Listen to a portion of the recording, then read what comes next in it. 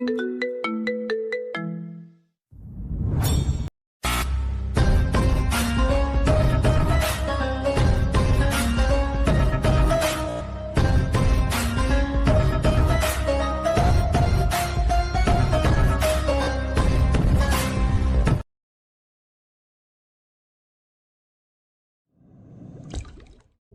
সাহস কি করে হয় আমার কাছ থেকে তথ্য নিয়ে অন্য গ্যাংদেরকে দিবি? আর আমি সেটা জানতে পারবো না? তুই ভেবেছিস কি আমাকে? আমি ইমরান শিকদার। কখন কোথায় কি করিস তোরা, সব খবর আমার কাছে ঠিকই আসে। আর তুই ভাবলি কি করে অন্য আরেকটি গ্যাংকে আমার চলাফেরার প্রত্যেকটা মোমেন্টের খবর দিবি আর আমি জানতে পারবো না? বস বিশ্বাস করেন, আপনি যা ভাবছেন একদম ভুল। আমি কাউকে কিছু ইনফরমেশন দিইনি। আপনার ব্যাপারে যা শুনেছি সম্পূর্ণ ভুল। প্লিজ ছেড়ে দিন আমাকে। ইমরান শিকদার কখনো ভুল ইনফরমেশন নিয়ে তার ছেলেদের জেরা করে না, বুঝতে পেরেছিস? তুই তোর জীবন এইখানেই সমাপ্ত। কথাটা বলেই ইমরান শিকদার ছেলেটার মাথায় গুলি করে দেয়। মুহূর্তেই পুরো গোডাউন ঘর নিস্তেজ হয়ে পড়ে। সবাই চুপচাপ দাঁড়িয়ে আছে মাটির দিকে তাকিয়ে। ছেলেটা মাটিতে লুটিয়ে পড়ে মাথা দিয়ে রক্ত বেরোয়, ফ্লোর ভিজে যেতে লাগে। এটা থেকে ইমরান শিকদার হাসতে হাসতে সেইখানে থাকা সবাইকে উদ্দেশ্য করে বলে, আজকের পর থেকে যদি কেউ গাদ্দারি করে তারপর তার সঙ্গে ঠিক এইরকমই হবে। তোরা দেখ, এরে যে হাল করেছি ঠিক একই হাল তোদেরও হতে পারে। বস, আমরা আপনার সঙ্গে কখনো গাদ্দারি করব না। আমরা ছোট থেকে বড় হয়েছি আপনার সঙ্গে, মরলেও আপনার সঙ্গে, বাঁচলেও আপনার সঙ্গে। অন্যদিকে এই ফকিন্নির বাচ্চা, তুই আজকেও কলেজে এসেছিস ছেঁড়া ফাটা জামা পরে? তোকে না কয়বার বলেছি এসব পোশাক আশাক পরে কলেজে আসবি না? এতে কলেজ সহ আমাদের মান সম্মান নষ্ট হয়। যদি বাইরের কেউ দেখতে পায় যে এই কলেজে ফকিন্নির বাচ্চারাও লেখাপড়া করে, তাহলে আমাদের মান সম্মান কোথায় যাবে? হ্যাঁ, ফকিন্নিদের সঙ্গে আমরা লেখাপড়া করি এটা শুনলে তো আমার বাবা মা এই কলেজ থেকে নিয়ে অন্য কলেজে দিবে। সরি আপু, আসলে আমরা তো অনেক গরিব। আমার মেধা থেকে এই কলেজে চান্স পেয়েছি, আর নতুন পোশাক আশাক পরে কলেজে আসার সামর্থ্য আমাদের নেই। আমার বাবা সামান্য একটা মুচি, ওই টাকা দিয়ে আমাদের সংসার চলে। কি বললে? তুই কি বললি? তোর বাবার সামান্য মুচি? একটা মুচির ছেলে আমাদের কলেজে পড়ে। আজকে প্রিন্সিপাল স্যারকে বিষয়টা জানানো দরকার নাকি? তোকে রাখবে কলেজে না আমাদের রাখবে? কথাটা বলেই এক প্রকার তেড়ে নেহার স্বাধীনের সামনে এসে প্রিন্সিপাল স্যারের রুমের দিকে অগ্রসর হয়। কোনো দিকে না তাকিয়ে স্বাধীন সেখানে দাঁড়িয়ে থেকে মাটির দিকে তাকিয়ে ভাবতে থাকে, আল্লাহ, আমার জন্ম নেওয়াটাই কি ভুল ছিল? তোমার পাপিষ্ট বান্দা কি আমি, যে এত অবহেলার মধ্যে আমাদের বাঁচিয়ে রেখেছ? অনেক স্বপ্ন ছিল কলেজ থেকে লেখাপড়া করে বাইরে গিয়ে ভালো একটা কোম্পানিতে জব নিয়ে আমাদের দুঃখ দিন শেষ হবে। কিন্তু সবাই যে আমাকে বাজে নজরে তাকায়, মনে হয় না আর কলেজে বেশি দিন থাকতে পারবো। কথাটা ভাবতে ভাবতে স্বাধীন ক্লাসরুমে চলে যায়। তারপরে ক্লাসরুমের একদম শেষের সিটে বসে পড়ে। এই সিটটায় তার জন্য বরাদ্দ। যদি সামনের সিটে বসে পড়তো তাহলে অনেকে বাজে কথা বলতো, তারপর স্বাধীনকে তুলে দিত। এর থেকে পেছনের সিটে এসে বসাই ভালো। অন্যদিকে, স্যার, আমি কি কেবিনে আসতে পারি? আরে নেহা বাবুলি যে, আসো আসো, ভিতরে আসো। তা হঠাৎ কি মনে করে আসলে? স্যার, আপনার কাছে আসার একটা কারণ আছে। আমরা যে কলেজে পড়ি, এই কলেজটা কি গরিবদের নাকি বড় লোকদের? কেন বা হঠাৎ এই কথা যে বড়লোক আর গরিবদের কথা উঠছে কেন? কলেজটা তো সবাই পড়তে পারবে, যাদের মেধা ভালো, জ্ঞান ভালো, আর যাদের পড়াশোনার প্রতি আগ্রহী আছে তারাই পড়তে পারবে। কেন আজ হঠাৎ এমন প্রশ্ন? না মানে স্যার, আমরা তো জানি আমাদের টাকা দিয়েই এই কলেজটা চলে। যদি আমরা কেউ এই কলেজে না থাকি বা না পড়ি, তাহলে কেমন হবে বলেন তো? দেখো বা, তুমি সম্পূর্ণ ভুল বলছো। তোমাদের টাকা দিয়ে নয়, এই কলেজটা চলে আরো অনেকের জায়গা থেকে ডোনেশন আসে, প্লাস সরকারি কিছু সহযোগিতা দ্বারা তোমাদের কাছ থেকে টাকা নেই। এটা ঠিক। এটার দ্বারা আমাদের কলেজের উন্নয়নের ক্ষেত্রে তোমরা যদি না থাকো, তাতে আমাদের কলেজে কোনো কিছুই হবে না। তাই বলে স্যার আপনি আমাদের কলেজে মুচির ছেলে, কৃষকের ছেলে এদেরকে দিয়ে ভর্তি করে ফেলবেন? তাহলে আমাদের মতো রিক্স কিডদের মান সম্মান থাকে কই বলেন? সবাই তো বলবে গরিব কলেজে লেখাপড়া করি। ও, তাহলে এই ব্যাপার। এইবার বুঝতে পেরেছি। তুমি স্বাধীনের কথা বলছো, তাই না? পুরো কলেজ তো শুধুমাত্র ওই ছেলেটা গরিব, ওর বাবা মুচি, এটা আমি ভালো করে জানি, তোমাকে বলতে হবে না। আর ওকে কলেজে রাখার একমাত্র কারণ হলো ও লেখাপড়ায় অনেক মনোযোগী। তোমরা দেখো না তো, হয়তো বা প্রত্যেকটা এক্সাম ও কলেজে টপ করে। তোমাদের মতো ভালো ভালো জায়গায় টিউশন করে না, শুধুমাত্র কলেজ যা লেখাপড়া করে তাই। তারও চলে, তারপরেও দেখছো কলেজে প্রত্যেকবার টপার হয়। তোমরা এত ভালো ভালো জায়গায় টিউশনি করাও, তাও তো স্বাধীনকে টপকাতে পারো না। আমি দেখছি ছেলেটার ভবিষ্যৎ অনেক ভালো কিছুই দেখবে, তাই আমি ওকে কলেজে রেখেছি। ওর জন্য দেখো, একদিন না একদিন আমাদের কলেজের মান সম্মান উজ্জ্বল হবে। নিহা ভালো করেই বুঝতে পারে যে এইখানে তার কথার কোনো মূল্যই নেই। প্রিন্সিপাল সবসময় স্বাধীনের দিকেই থাকবে। তাই প্রিন্সিপালের রুম থেকে বের হয়ে আসে, সকল বান্ধবীকে নিয়ে কলেজ ক্যাম্পাসের বটগাছে নিয়ে গিয়ে বসে পড়ে। তারপর সকলে বুদ্ধি পরামর্শ করতে লাগে। যেভাবেই হোক ওকে এই কলেজে রাখা যাবে না, কলেজ থেকে বের করতেই হবে। ওর জন্য আমাদের মান সম্মান নষ্ট হবে ভালো করেই বুঝতে পেরেছি। প্রিন্সিপাল স্যার তো বের করবে না, আমাদের কিছু একটা করতে হবে। কিন্তু কি করব কি করব কি করব কিছুই তো মাথাতেই আসছে না। আমার মাথাতে একটা আইডিয়া এসেছে, যদি তোরা বলতে বলিস তাহলে বলবো। বল, যদি পছন্দ হয় তাহলে তোর আইডিয়াটা অ্যাপ্লাই করব। আমি বলি কি, স্বাধীন ছেলেটাকে আমরা সবসময় অপমান অপদস্থ করব কলেজের ভিতরে, এবং বাইরে দেখবি আমাদের জ্বালাতন সহ্য করতে না পেরে নিজে নিজে কলেজ ছেড়ে চলে যাবে। এতে আমাদের কোনো দোষ হবে না, প্রিন্সিপালও কিছু বুঝতে পারবে না। দোস্ত, আজ এতদিন পর তোর মাথা থেকে একটা ভালো পরামর্শ বের হলো। তার মানে কি তুই বলতে চাইছিস যে আমি তোদেরকে কোনো সময় ভালো পরামর্শ দিইনি? আমার পরামর্শ শুনে তুই ঠকেছিস? থাক, তোদের সঙ্গে আর কোনো কথাই বলবো না। আরে না, তোকে কি বললাম? আমাদের কথার উল্টোটা বুঝছিস কেন তুই? তারপর নেহার বান্ধবী তাদের সবাইকে রাগ দেখিয়ে সেখান থেকে উঠে ক্লাসরুমের দিকে চলে যায়। তখনই তার বন্ধুরা এসে স্বাধীনের কাছে বসে পড়ে। কিরে দোস্ত, কেমন আছিস? অনেকদিন তো হলো, রাতের আধারে বের হওয়া হয় না। দিন দিন তো শহরে গুন্ডা আর বখারাদের উৎপাত বেড়েই চলেছে। একদিন চল সময় করে বের হই, কি বলিস তুই? আরে শালা, তোদের কতবার বলেছি যে ক্লাসরুমের মধ্যে আমাদের এই গোপন বিষয় নিয়ে কথা বলবি না। যদি কেউ জানতে পারে তাহলে তোদের কি অবস্থা হতে পারে একটাবার ভেবে দেখেছিস? তারপর স্বাধীন তার বন্ধুদের সঙ্গে কথা বলতে লাগে। ঠিক তখনই ক্লাসরুমে প্রবেশ করে স্যার। তারপর স্বাধীন মনোযোগ দিয়ে ক্লাস করতে লাগে। ক্লাস করা শেষ হলেই বন্ধুদের সঙ্গে লাইব্রেরিতে চলে যায়। তারপর কিছু বই পড়ে স্বাধীনের কিছু প্রয়োজনীয় বইয়ের লাইব্রেরি থেকে নিয়ে ক্লাসরুমে চলে আসে। ক্লাস শেষ করে কলেজে যখন ছুটি হয় সবাই চলে যায়। স্বাধীন আর তার 10 জন বন্ধু মিলে সোজা লেকের পাড়ে চলে যায়। তারপর সবাই বসে আড্ডা দিতে লাগে। এটাই স্বাধীনদের ফ্রেন্ড সার্কেল, যেটা শহরে সবাই দ্য টেল ফ্রেন্ড সার্কেল নামে চেনে। তারপর সবাই আনন্দ মজা করতে লাগে। ঠিক তখনই স্বাধীন সবাইকে একত্র করে বলতে লাগে, শোন, তোরা যে মাঝে মাঝে আউট অফ কন্ট্রোল হয়ে যাস ক্লাসরুমে, কলেজে, এসব বিষয় নিয়ে কখনো কথা বলবি না।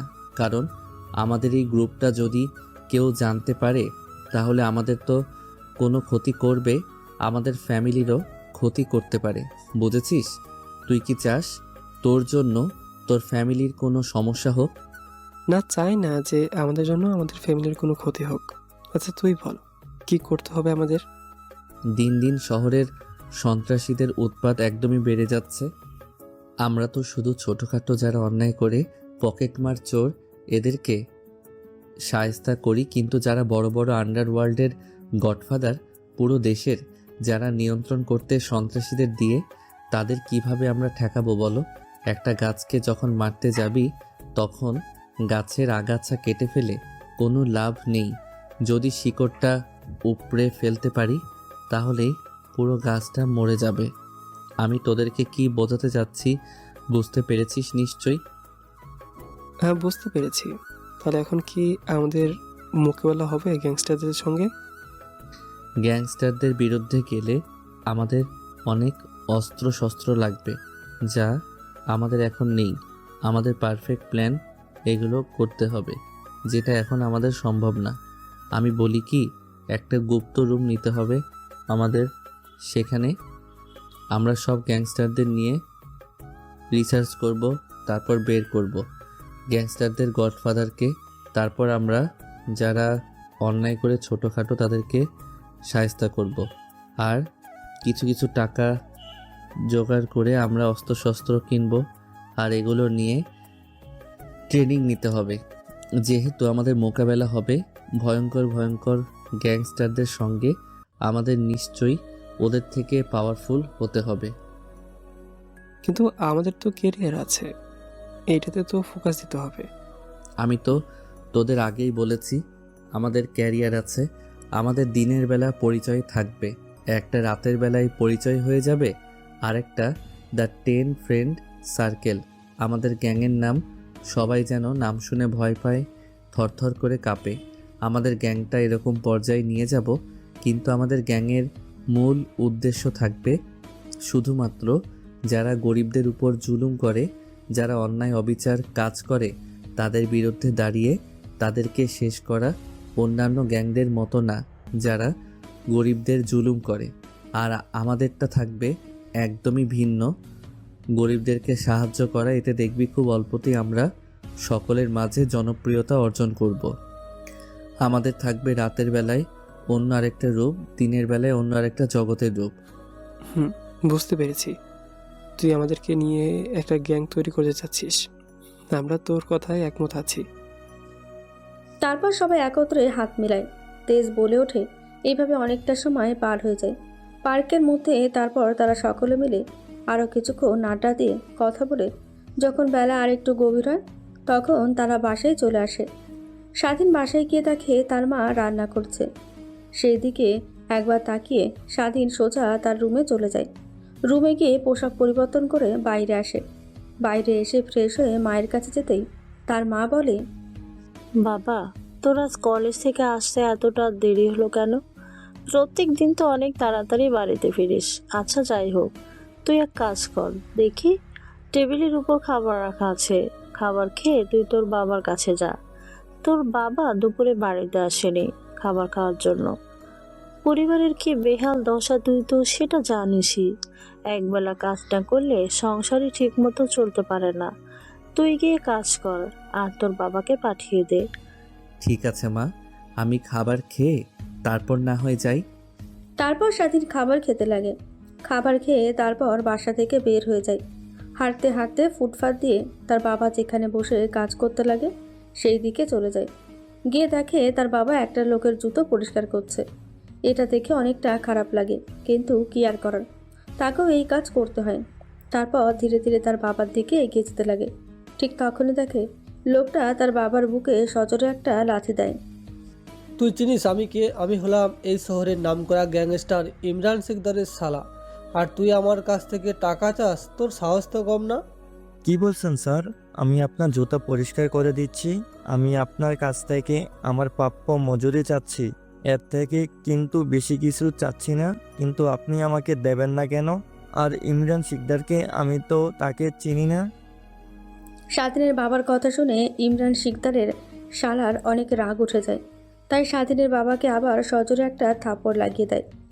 অন্যদিকে দূর থেকে স্বাধীন সব কিছুই দেখছিল, কিন্তু কিছু করার নেই তার। কি করবে সে? তার বাবাকে কিভাবে বাঁচাবে? শুধুমাত্র দেখে যাওয়া ছাড়া তাই তো সে তৈরি করতে চাচ্ছে এক বড় গ্যাং, যার কাজ থাকবে বাংলাদেশের সব গ্যাংস্টারকে খতম করা। কুত্তার বাচ্চা, তুই ইমরান শিকদারকে চিনিস না তাই না? তোর বাবা ইমরান শিকদার। তুই যে কারোর কাছে বলবি ইমরান শিকদারকে, যে কেউ চিনতে পারবি। আর তুই কোথাকার কে? ইমরান শিকদারকে চিনিস না? এই ঢাকা শহরে যে রাজত্ব করে এক নামে সবাই চিনে ইমরান শিকদার, সেই ইমরান শিকদারের কথাই তোকে বলছি। এইবার স্বাধীনের বাবা ভয় পেয়ে যায়, কারণ সে চিনতে পেরেছে কোন ইমরান শিকদারের কথা বলছে।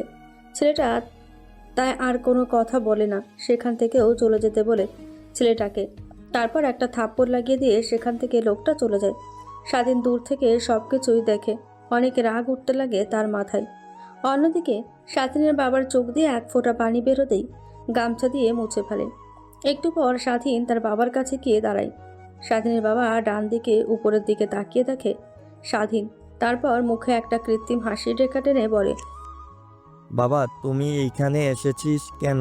তোকে না বলেছি তুই কখনো আমার কাজের জায়গায় আসবি না, তারপরেও।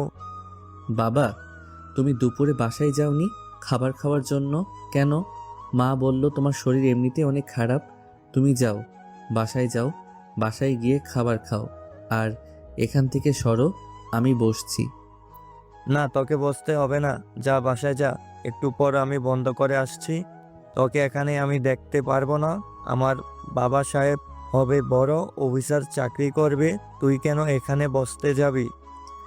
কাজকে কখনো ছোট বড় করে দেখতে নেই, কাজ তো কাজই হয় বাবা। এখন এত কথা না বলে যাও, তুমি বাসায় যাও, মা তোমার জন্য অপেক্ষা করছে খাবার নিয়ে। তারপর স্বাধীন তার বাবাকে অনেক জোর জবরদস্তি করতে লাগে। শেষবার স্বাধীনের বাবা হার মেনে সেখান থেকে চলে আসে। তারপর কাজ করতে লাগে। দেখতে দেখতে অনেকটা সময় পার হয়ে যায়, বিকেল গড়িয়ে সন্ধ্যা হতে লাগে। ঠিক তখনই নেহা তার বান্ধবীদেরকে নিয়ে গাড়ি নিয়ে স্বাধীন যেখানে কাজ করে তার সামনে দিয়ে যাচ্ছিল। ঠিক তখনই নজর যায় স্বাধীনের দিকে। গাড়িটা স্বাধীনের দোকানের সামনে ব্রেক করে এক এক করে বের হয়ে আসে নেহা আর তার বান্ধবীরা। স্বাধীন এইখানে নেহা আর তার বান্ধবীদেরকে দেখে অনেকটা অবাক হয়ে যায়, কারণ জানে তারা এখন তাকে অনেক অপমান করবে, কিন্তু কি আর করার, সব কিছু তাকে মুখ বুজে সহ্য করতে হবে। তারপর নেহা স্বাধীনের সামনে গিয়ে তার টেবিলের উপর জুতা রেখে বলে, এই মুচি, আমার জুতোতে অনেক ময়লা লেগে আছে, তুই একটু ময়লাগুলো পরিষ্কার করে দে। কথাটা স্বাধীনের অনেক ইগোতে বাজে, কিন্তু কি আর করার, সে এখন কিছু বললে এখানে ঝগড়া সৃষ্টি হবে। তাই চুপচাপ নেহার পায়ে জুতো পরিষ্কার করে দিতে লাগে। পরিষ্কার করা হলে নেহা ইচ্ছে করেই তার জুসের বোতল থেকে জুস তার জুতোর উপর ফেলে দেয়। এটা দেখে স্বাধীন একটু রেগে যায়, কিন্তু নিজেকে সামলে নিয়ে আবার পরিষ্কার করতে লাগে। এইভাবে অনেকবার নেহা তার জুতার উপর ইচ্ছে করেই জুস ফেলতে লাগে। ঠিক স্বাধীন তখনই রেগে শক্ত করে নেহার জুতো ধরে ফেলে। নেহা এটা দেখে রেগে স্বাধীনের গালে ঠাস ঠাস করে থাপ্পড় লাগিয়ে দিয়ে বলে, কুত্তার বাচ্চা, তোর কত বড় সাহস আমার জুতাতে শক্ত করে হাত দিয়ে ধরিস? তুই জানিস আমার জুতার দাম কত? তোকে বিক্রি করলেও না আমার এই একটা জুতা কেনাও যাবে না। তারপর নেহার বান্ধবীরা স্বাধীনকে অনেক অপমান করতে লাগে। স্বাধীন মুখ বুজে সবকিছু সহ্য করছিল। অনেক কথা বলে নেহার বান্ধবীরা গাড়িতে উঠে বসে, তারপর স্টার্ট দিয়ে চলে যেতে লাগে। ঠিক তখনই পাশ থেকে নেহার বান্ধবী বলতে লাগে নেহাকে উদ্দেশ্য করে, ও আচ্ছা, তাহলে এখানে মুচির বাচ্চা মুচি বসে আজকে ওকে জবরদস্ত অপমান করা হয়েছে, কখনো আমাদের সামনে গিয়ে আর দাঁড়াবেও না। না, ও যে ছেলে, ও আবার দেখবি ঠিক কলেজে যাবে, আমাদের সামনে দিয়ে চলাফেরা করবে। এর থেকে ওকে আরও এমন কোনো শাস্তি দিতে হবে যার দ্বারা ও কখনো আমাদের কলেজে আর আসার চেষ্টাও করবে না। কিন্তু কিভাবে তা সম্ভব? কলেজের প্রত্যেকটা স্যার ম্যাডাম তাকে চেনে আর ভালোবাসে, তুই কি অপমান করবি যার দ্বারা ওকে আর কলেজে আসতে দেবে না তারা? নেহা তার বান্ধবীদের কথা শুনে নিজের মুখে কৃত্রিম একটা হাসি টেনে চোখ দিয়ে কিছু একটা ইশারা করে বলে, শুধু দেখতে থাক কি করতে পারি আমি, আর চুপচাপ শুধু শো উপভোগ কর। কথাটা বলে নেহা পুনরায় তার বাড়ির দিকে যেতে লাগে। অন্যদিকে স্বাধীন কাজ করতে করতে সন্ধ্যা হয়ে যায়। চারিদিকে আধার নেমে আসে। এই আধারটায় তার কেন জানি ভালো লাগে। এই আধারে সে এক ভয়ঙ্কর রূপ ধারণ করে। দোকানটা বন্ধ করে বাসার দিকে যেতে লাগে সে। স্বাধীন বাসার দিকে যাচ্ছিল, ঠিক তখনই দেখতে পায় ফুটপাতের ওপর কিছু সংখ্যক লোক একটা লোকের ব্যাগ টানাটানি করছে। তাদের প্রত্যেকের মুখে মাস্ক লাগানো। এটা দেখে স্বাধীন বুঝতে পারে ছেলেগুলোর সঙ্গে একা পারবে না। অবশ্যই স্বাধীনের কাছে 4 জন ছেলে কিছুই না, কিন্তু এখন তাদের সামনে যাওয়া যাবে না, এতে তার ক্ষতি হতে পারে। তাই কি করবে বুঝতে না পারে না। ঠিক তখনই প্যান্টের পকেট থেকে একটা রুমাল বের করে মুখে পরে নেয়। তারপর ছেলেগুলোর দিকে যেতে নেয়। তারপর ছেলেগুলোর হাত থেকে ব্যাগটা ছিনিয়ে নিয়ে স্বাধীন তারপর লোকটার দিকে এগিয়ে দিতেই পাশে থাকা একটা ছেলে বলে ওঠে, ওই কে তুই? আর তোর সাহস তো কম না, আমার হাত থেকে ব্যাগ কেড়ে নিয়ে দিয়েছিস। তুই কে? তোর মুখ থেকে মাস্ক খোল, তোকে একটু দেখি। স্বাধীন ছেলেটাকে আর কোনো কথা বলতে না দিয়ে তার মুখ চেপে ধরে অনবরত মুখে ঘুষি দিতে লাগে। এটা দেখে পাশে থাকা আরও কিছু ছেলে স্বাধীনের দিকে এগিয়ে আসে মারার জন্য। স্বাধীন ছেলেটাকে ফেলে দেয় মাটিতে, লুটিয়ে পড়ে। তারপর বাকি 3 জনকে মারতে লাগে। মারতে মারতে 3 জনকে মাটিতে ফেলে দেয়। কিছুক্ষণ পরে 4 জন মাটিতে গড়াগড়ি খেতে লাগে। সবাই আ বলে চিৎকার করতে লাগে। তারপর স্বাধীন লোকটার কাছে এসে বলে, ঠিক আছেন আপনি? আপনার কোনো ক্ষতি হয়নি তো? না বাবা, আমার কোনো ক্ষতি হয়নি। তুমি আমাকে অনেক বড় উপকার করছো। জানো, এই ব্যাগগুলোতে আমার জীবনের শেষ সঞ্চয় আছে, যা দিয়ে আমি বাকিটা জীবন পার করতে পারবো। বৃদ্ধ হয়ে গেছি, ছেলে মেয়েও নেই যে দেখবে আমাদেরকে। তাই আমাকে সরকার থেকে কিছু টাকা পেনশন দিয়েছে, সেই টাকা ব্যাংকে রাখতে যাচ্ছিলাম। ঠিক তখন এই ছেলেগুলো আমার কাছ থেকে ব্যাগ নেওয়ার চেষ্টা করে। তুমি এসে আমাকে না বাঁচালে আমরা না খেতে পেয়ে মারা যেতাম। বাবা, তোমাকে অনেক অনেক ধন্যবাদ। কি বলছেন এগুলো? আমি তো আপনার ছেলের মতো। এইসব বলতে হবে না। আমরা আছি তো আপনাদের উপকারের জন্য। আর দিন দিন দেশের যে হাল হচ্ছে, একদম বেঁচে থাকা নাজেহাল হয়ে যাচ্ছে এই ফুটপাতের মাঝখানদের জন্য। ঠিক তখনই নিচে পড়ে থাকা 4 জনের মধ্যে থেকে একটা ছেলে স্বাধীনকে উদ্দেশ্য করে বলে, কুত্তার বাচ্চা, তুই যেই হোস না কেন, তোকে আমরা ছাড়ছি না। তুই আমার গায়ে হাত দিয়েছিস, তাই না? আমাকে চিনিস? আমি ইমরান সিকদারের লোক, তুই আমার গায়ে হাত দিয়েছিস। যদি বস একবার জানতে পারে তাহলে তোকে জ্যান্ত পুঁতে রাখবে। আর আমি এখনই বসকে গিয়ে সব বলে দেব। আর তোর মুখ থেকে মাস্কটা খোল, দেখি তোর কত সাহস। কথাটা শুনে স্বাধীন অনেক রেগে যায়। দৌড়ে গিয়ে ছেলেটার বুকে একটা লাথি দেয়। ছেলেটার মুখ দিয়ে রক্ত বের হতে থাকে। স্বাধীনের সেদিকে কর্ণপাত নেই। তারপর লোকটাকে উদ্দেশ্য করে বলে, যা, তুই গিয়ে তোর বাপকে বলগা যে তার রাজত্ব ধ্বংস করার জন্য এক নতুন গ্যাং এসেছে, যার কাজ ইমরান শিকদারকে ধ্বংস করা। আর আমার মাস্ক খুলবো তাই? না না না, এখন তো খুলবো না। যেদিন খুলবো সেদিন তুই নিজের চোখে তাকিয়ে থেকে দেখেও বুঝতে পারবি না কি করবি তখন, শুধুমাত্র তাকিয়ে থাকা বাদে। স্বাধীনের শেষ কথাগুলো শুনে ছেলেটা অজ্ঞান হয়ে যায়। তারপরে স্বাধীন বৃদ্ধ লোকটাকে একটা সিএনজিতে উঠিয়ে দেয় ব্যাংকে যাওয়ার জন্য। অন্যদিকে স্বাধীন আর একটু সামনে চলে যায়। তারপর একটা পার্ক দেখতে পায়। পার্কে গিয়ে মুখ থেকে মাস্ক খুলে ফেলে গায়ে হাতে থাকা রক্ত মুছতে লাগে, কিন্তু মুছতে অক্ষম হয়ে যায়। সাথে ছিটে ছিটে রক্ত রয়ে যায়। তাই কি করবে বুঝতে পারে না। শেষমেশ গায়ে থেকে শার্টটা খুলে লেকের পাড়ে ফেলে দিয়ে যায়। খালি গা নিয়ে যেতে লাগে বাসার দিকে। ফুটপাত দিয়ে যখন হেঁটে চলেছে বাসার দিকে, স্বাধীন তখন পাশে থাকা অনেক লোক স্বাধীনের দিকে বাজে নজরে তাকিয়ে থাকে, কিন্তু স্বাধীন ওইদিকে কোনো কর্ণপাতই দেখায় না। বাসায় গিয়ে দরজায় কড়া নাড়তেই স্বাধীনের মা এসে দরজা খুলে দেয়। ছেলেকে খালি গায়ে দেখতে পেয়ে বলে, কিরে বাবা, কি হয়েছে তোর গায়ে? জামা নেই কেন? কিছু কি হয়েছে? তোর বাবা এসে বলল যে কোথাকার নাকি গ্যাংস্টার তার দোকানে এসেছিল, তার বুকে লাথি দিয়েছে। তোর উপরও কি আবার আক্রমণ করেছে নাকি তারা? স্বাধীন বুঝতে পারে না তার মার উত্তরে কি বলবে। আমতা আমতা করে কিছু একটা ভেবে তার মাকে উদ্দেশ্য করে স্বাধীন বলতে লাগে, আরে মা, বলো না। আসার সময় দেখি একটা বৃদ্ধ লোক রাস্তার উপরে শুয়ে থেকে কাঁপছিল। বোধহয় অনেক শীতে আমার গায়ে ছিল টি শার্টটাই, সেটা খুলে দিয়ে তার শরীরে যেন তার শীত না লাগে। আর তুমি তো ভালো করেই জানো আমি গরিব দুঃখীদের কষ্ট একদমই দেখতে পারি না। হয়েছে, তোকে আর বলতে হবে না। এখন যদি তোর ঠান্ডা লেগে যায়, যা ফ্রেশ হয়ে আয়, তোকে খেতে দেই। তারপর স্বাধীন তার মাকে পাশ কাটিয়ে সোজা টিউবওয়েলে চলে যায়। তারপর মুখ ধুয়ে ফ্রেশ হয়ে রুমের মধ্যে যায়। একটা জামা নিয়ে তার গায়ে পরিধান করে নেয়। তারপর খাবার খেতে চলে যায়।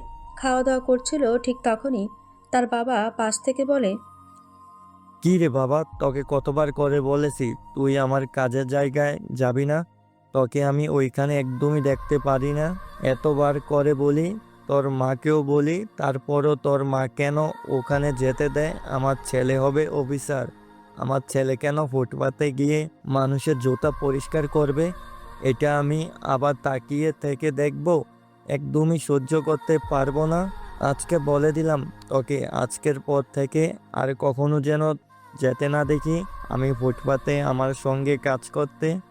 বাবা, কাজকে কখনো ছোট বড় করে দেখতে নেই। কাজ যেটাই হোক সেটাই মন দিয়ে করতে হয়, ঠিক আছে? আমি ওইসবে ধার ধারি না। তোমার কথা ঠিক। ইনশাল্লাহ একদিন না একদিন আল্লাহ আমাদের দিকেও তাকাবে। একদিন আমিও প্রতিষ্ঠিত হব।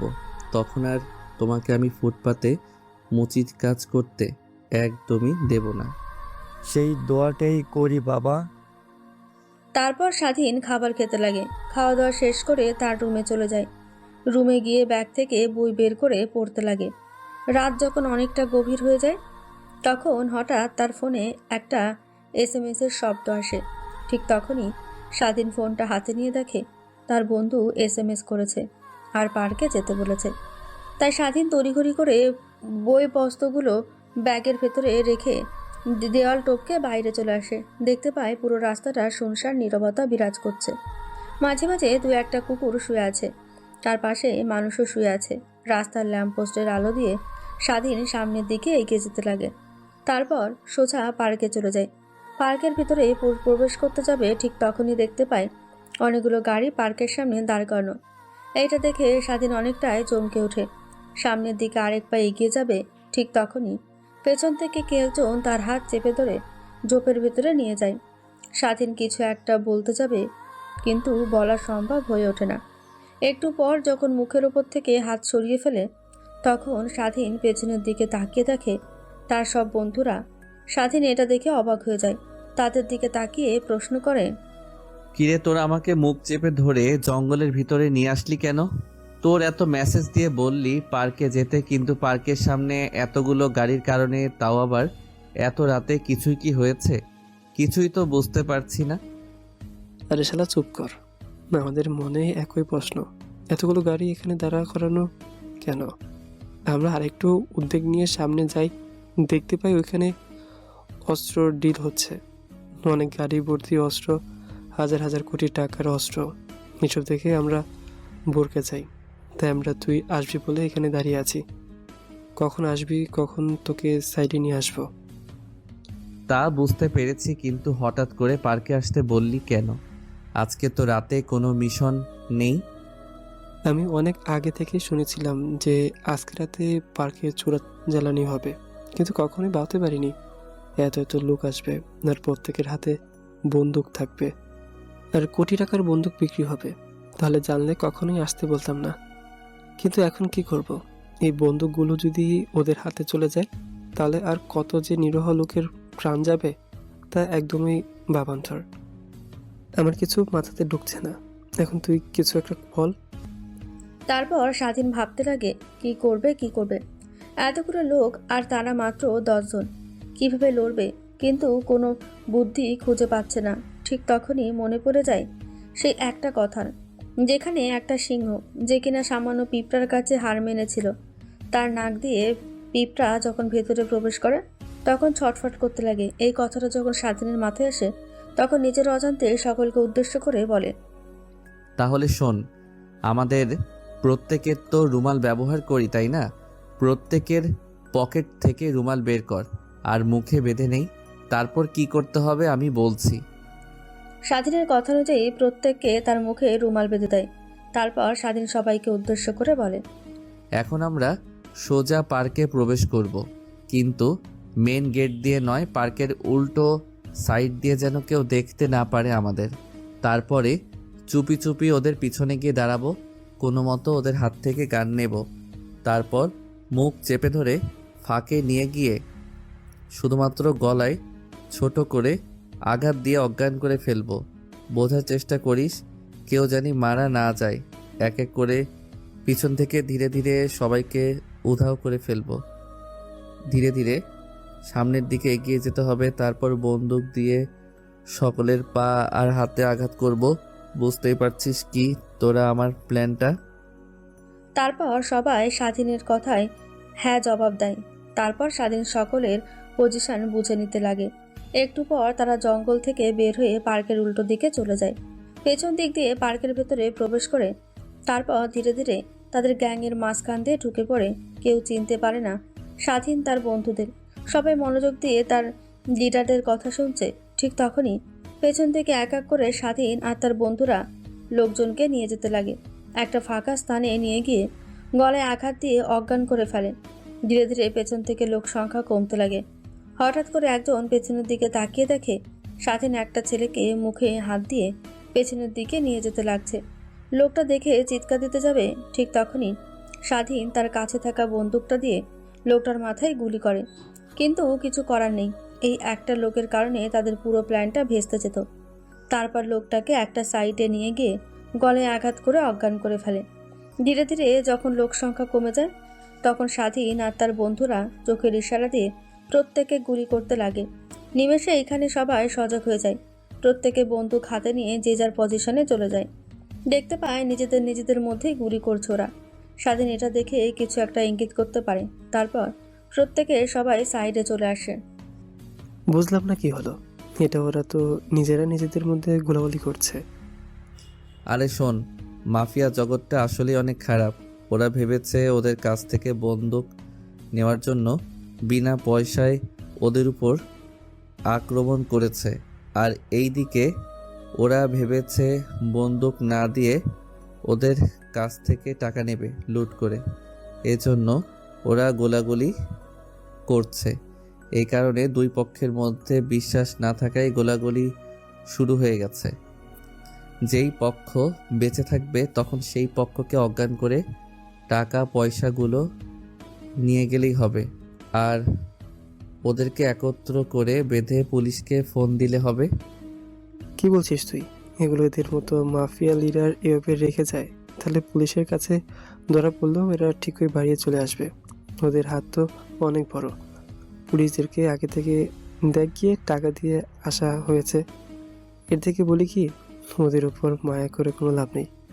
আজ এরা কাল এরা ভেবে যখন ছেড়ে দিবি তত ওরা বেড়ে যাবে, ওরা পাগল হয়ে যাবে, ওরা আমাদেরকে মারার জন্য ওরা মরিয়া হয়েও যাবে। এর থেকে বলি কি, ওরা আমাদের হাতেই উপযুক্ত শাস্তি পাবে। পুলিশের হাতে গেলে তো তা পাবে না, সবাই বাইরে বিন্দাস ঘোরাফেরা করবে, আবার অন্যায়ের পথে চলে আসবে। স্বাধীন তার বন্ধুর কথায় কিছুই বলে না। তার কথা তো ঠিকই বলেছে।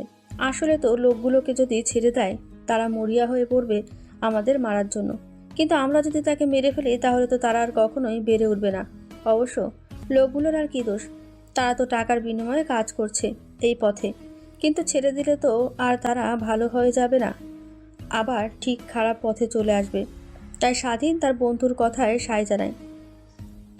একটু পর সামনের দিকে এগিয়ে যায়, দেখে সবাই মাটিতে লুটিয়ে পড়ে আছে।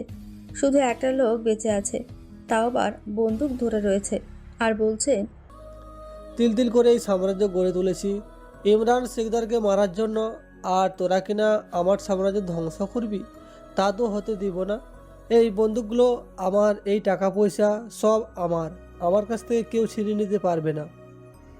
কিন্তু আমরা পারবো, আর তুই শুধু দেখে যাবি। হঠাৎ কারোর কথা শুনে লোকটা পেছনের দিকে তাকায়। দেখতে পায় অনেকগুলো ছেলে দাঁড়িয়ে আছে। এটা দেখে লোকটা বন্দুক তাক করে স্বাধীনের দিকে তাকে গুলি করতে যাবে। ঠিক এর আগে স্বাধীনের পাশ থেকে তার বন্ধু লোকটার মাথা বরাবর গুলি করে দেয়।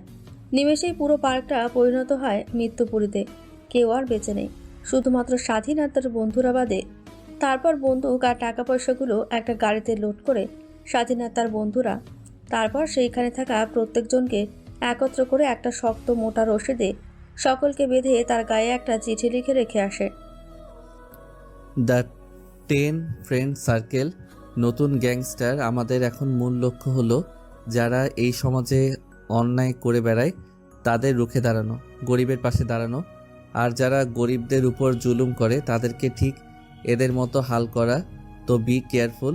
যারা এখনো খারাপ পথ থেকে ফিরতে পারোনি তারা ঠিক ফিরে আসবে এই চিঠিটা পড়ে, আর না হলে বুঝতেই তো পারছো।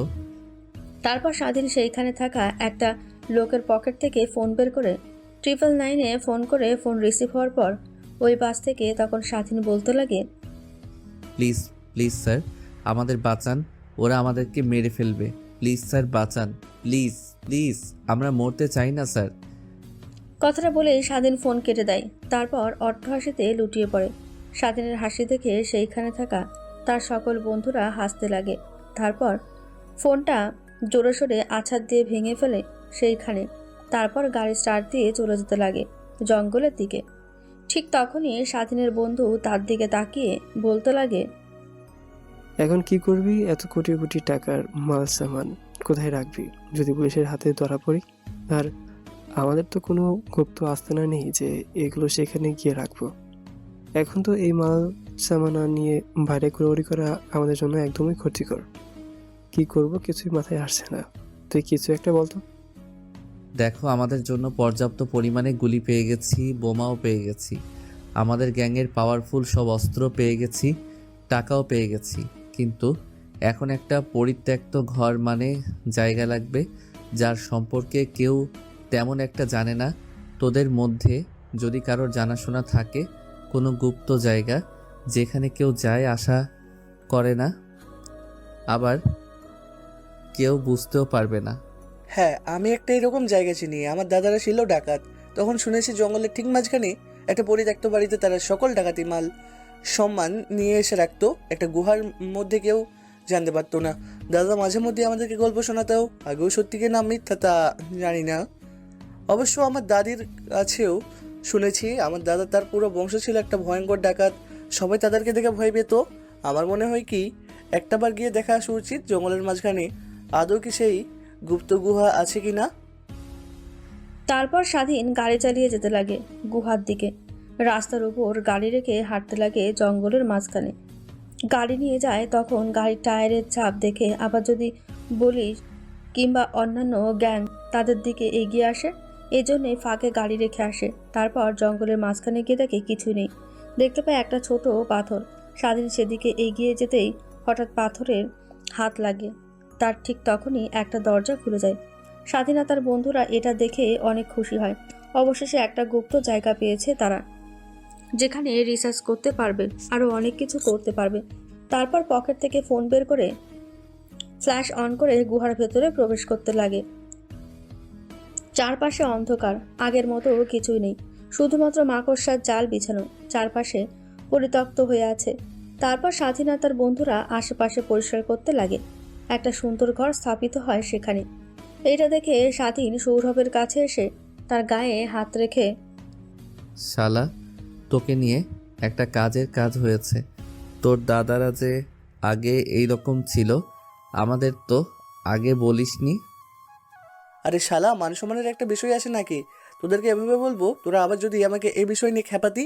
কিন্তু আমার বাপ এখন অনেক ভালো হয়ে গেছে। আর এই কাজ করে না শুধুমাত্র আমার দাদা, তার দাদারা এই কাজ করতো।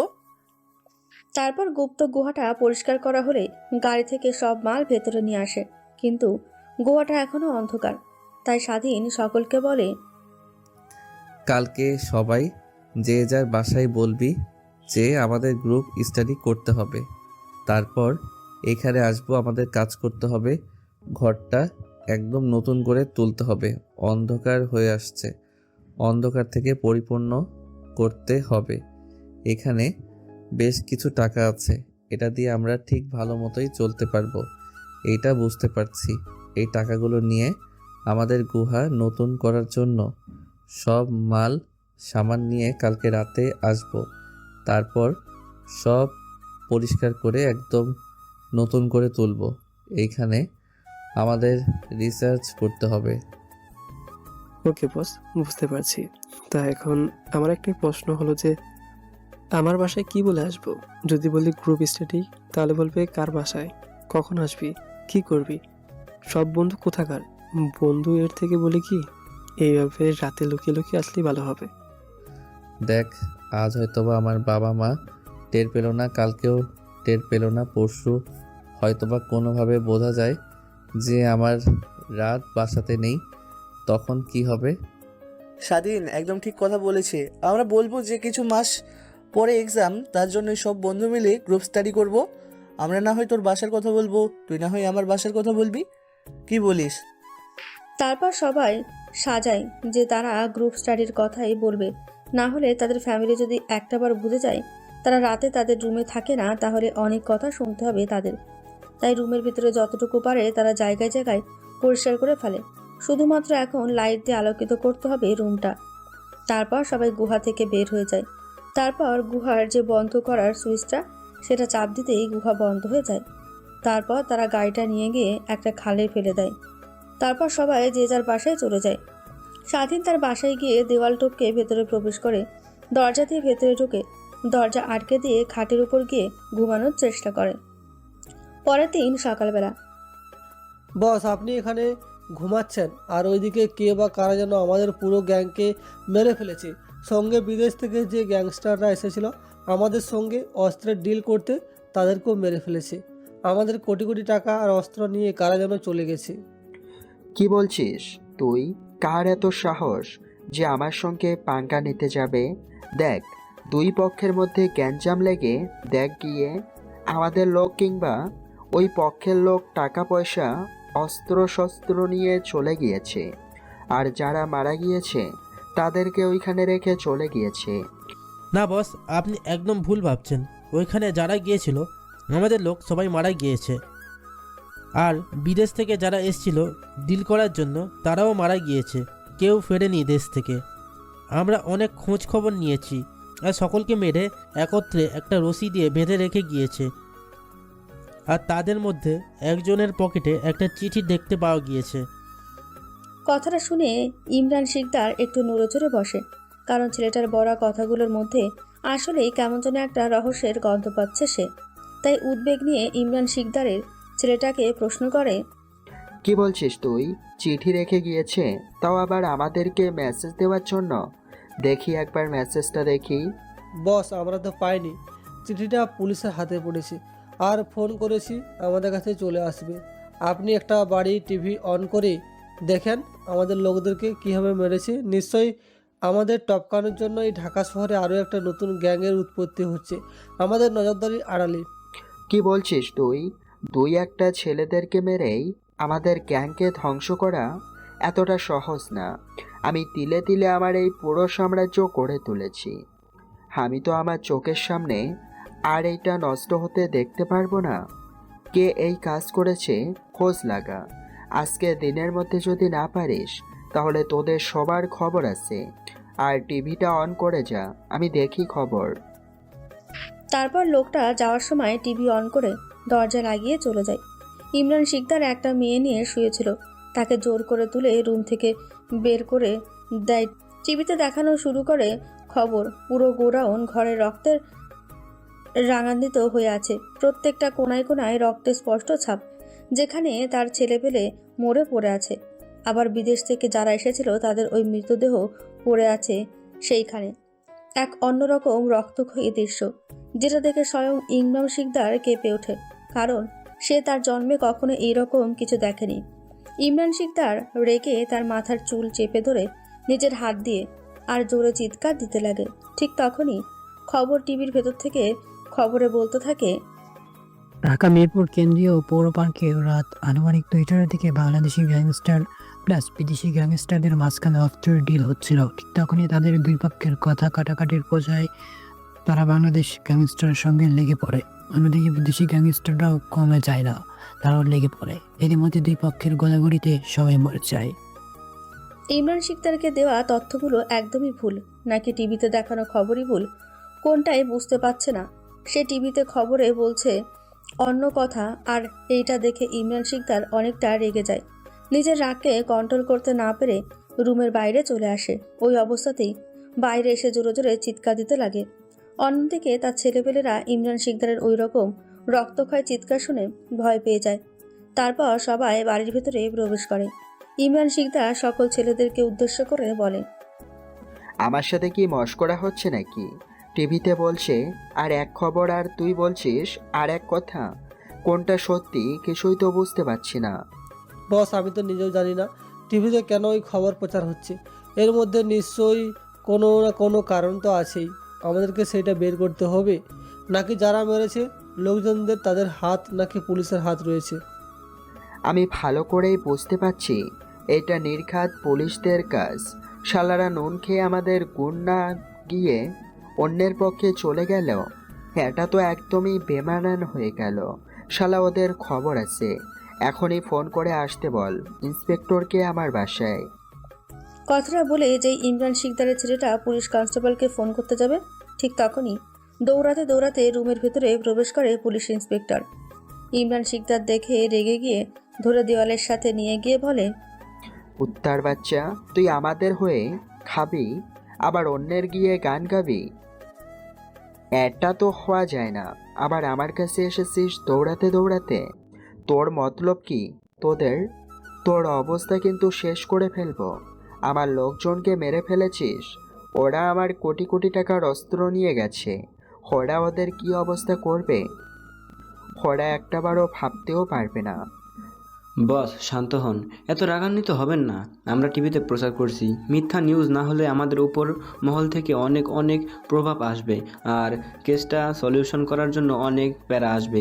এর জন্য আমরা সাংবাদিকদের কাছে মিথ্যা কথা প্রচার করছি। আদৌ আমরা বুঝতে পেরেছি এইখানে তৃতীয় পক্ষ কোনো গ্যাংস্টার এসে আক্রমণ করেছিল আর আপনার লোকদেরকে মেরে সেইখানে রেখে গিয়েছিল বেঁধে। তাদের একজনের পকেটে থেকে আমি এই চিঠিটা পেয়েছি। পরে যা বুঝতে পারলাম এই লোকটা আপনাকে মেনশন করে চিঠিটা লিখে দিয়ে গেছে, তাই আমি আপনার কাছে নিয়ে আসছি স্যার। তারপর ইমরান শিকদার পুলিশ ইন্সপেক্টরের হাত থেকে চিঠিটা নেয়। খুলে দেখে বড় বড় অক্ষরে লেখা রয়েছে, শোন ইমরান শিকদার, সময় থাকতে তোকে কথাগুলো বলছি। যদি নিজের জীবন বাঁচাতে চাস তাহলে এই অন্যায় অবিচারের কাজ ও কর্ম সব বন্ধ করে ফেল আর পুলিশের কাছে গিয়ে সারেন্ডার কর। আমি ভালো করে জানি যে তুই সকল পুলিশদেরকে কিনে রেখেছিস। তারপরও বলছি, যা গিয়ে হাইকোর্টে ধরা দে, না হলে এইখানে যে ছেলেদের অবস্থা করেছি ঠিক একদিন তোর এই একই অবস্থা করব। কিন্তু তুই ওই দিন যতই কান্নাকাটি করিস না কেন আমার কাছ থেকে কিন্তু তুই রেহাই পাবি না। চিঠিটা পড়ে ইমরান শিকদার অট্টহাসিতে লুটিয়ে পড়ে, কারণ সে ভালো করেই বুঝতে পেরেছে তার সাম্রাজ্য এখন ধ্বংসের পথে। হাসতে হাসতে হঠাৎ রাগান্বিত হয়ে যায়। রাগান্বিত হয়ে তার পেছন থেকে বন্দুক বের করে ঠাস ঠাস করে ওপরের দিকে বন্দুক দিয়ে গুলি করতে লাগলে। এটা দেখে সবাই ভয় পেয়ে যায়, মাটিতে কান ধরে লুটিয়ে পড়ে। সবাই ইমরান শিকদার গুলি করার শেষ হলে সবাই দাঁড়িয়ে যায়। তোদের খাইয়ে পড়িয়ে আজ এই অবস্থা। তোদের যে সামান্য গুলির শব্দই সহ্য করতে পারছিস না, সবাই মাটিতে লুটিয়ে পড়েছিস। আর যদি কখনো আমার জন্য বন্দুকের সামনে দাঁড়াতে হয় তাহলে তো তোরা কেউ দাঁড়াবে না, উল্টো পিছনের দিকে দৌড় দিবি আমাকে সামনে রেখে। কথাটা শুনে সকলে জোরে সোরে চিৎকার দিয়ে বলতে লাগে, না বস, আমরা আপনাকে ছেড়ে কখনো হটে যাব না। আমরা সর্বক্ষণ আপনার পাশে আছি। আসলে হঠাৎ গুলি করা, আমরা ভয় পেয়ে গিয়েছিলাম, তাই মাটিতে লুটিয়ে পড়েছি। সো সরি স্যার, কিন্তু কখনো এটা ভাববেন না যে আপনাকে সামনে রেখে আমরা পিছনে থেকে পালিয়ে যাব। আমরা সব সময় আপনার সামনে গিয়ে দাঁড়াবো, কোনো ভয় নেই, আমরা আপনার পাশে আছি। ইমরান শিকদারের কেন জানি তার লোকদের বলা কথাগুলো অনেক ভালো লাগে। তারা ঠিকই তো বলেছেন, তাদের পাশে তো সর্বক্ষণই আছে লোকগুলো। তারপরেও কেন জানি এক মনের মধ্যে আচমকা ভয় লাগছে চিঠিটা পেয়ে আর তাদের লোকের এই অবস্থা হাল দেখে। কিন্তু কি আর করার, এখান থেকে তো আর পিছে হাঁটা যাবে না, তাই সামনের দিকে এগিয়ে যেতে হবে।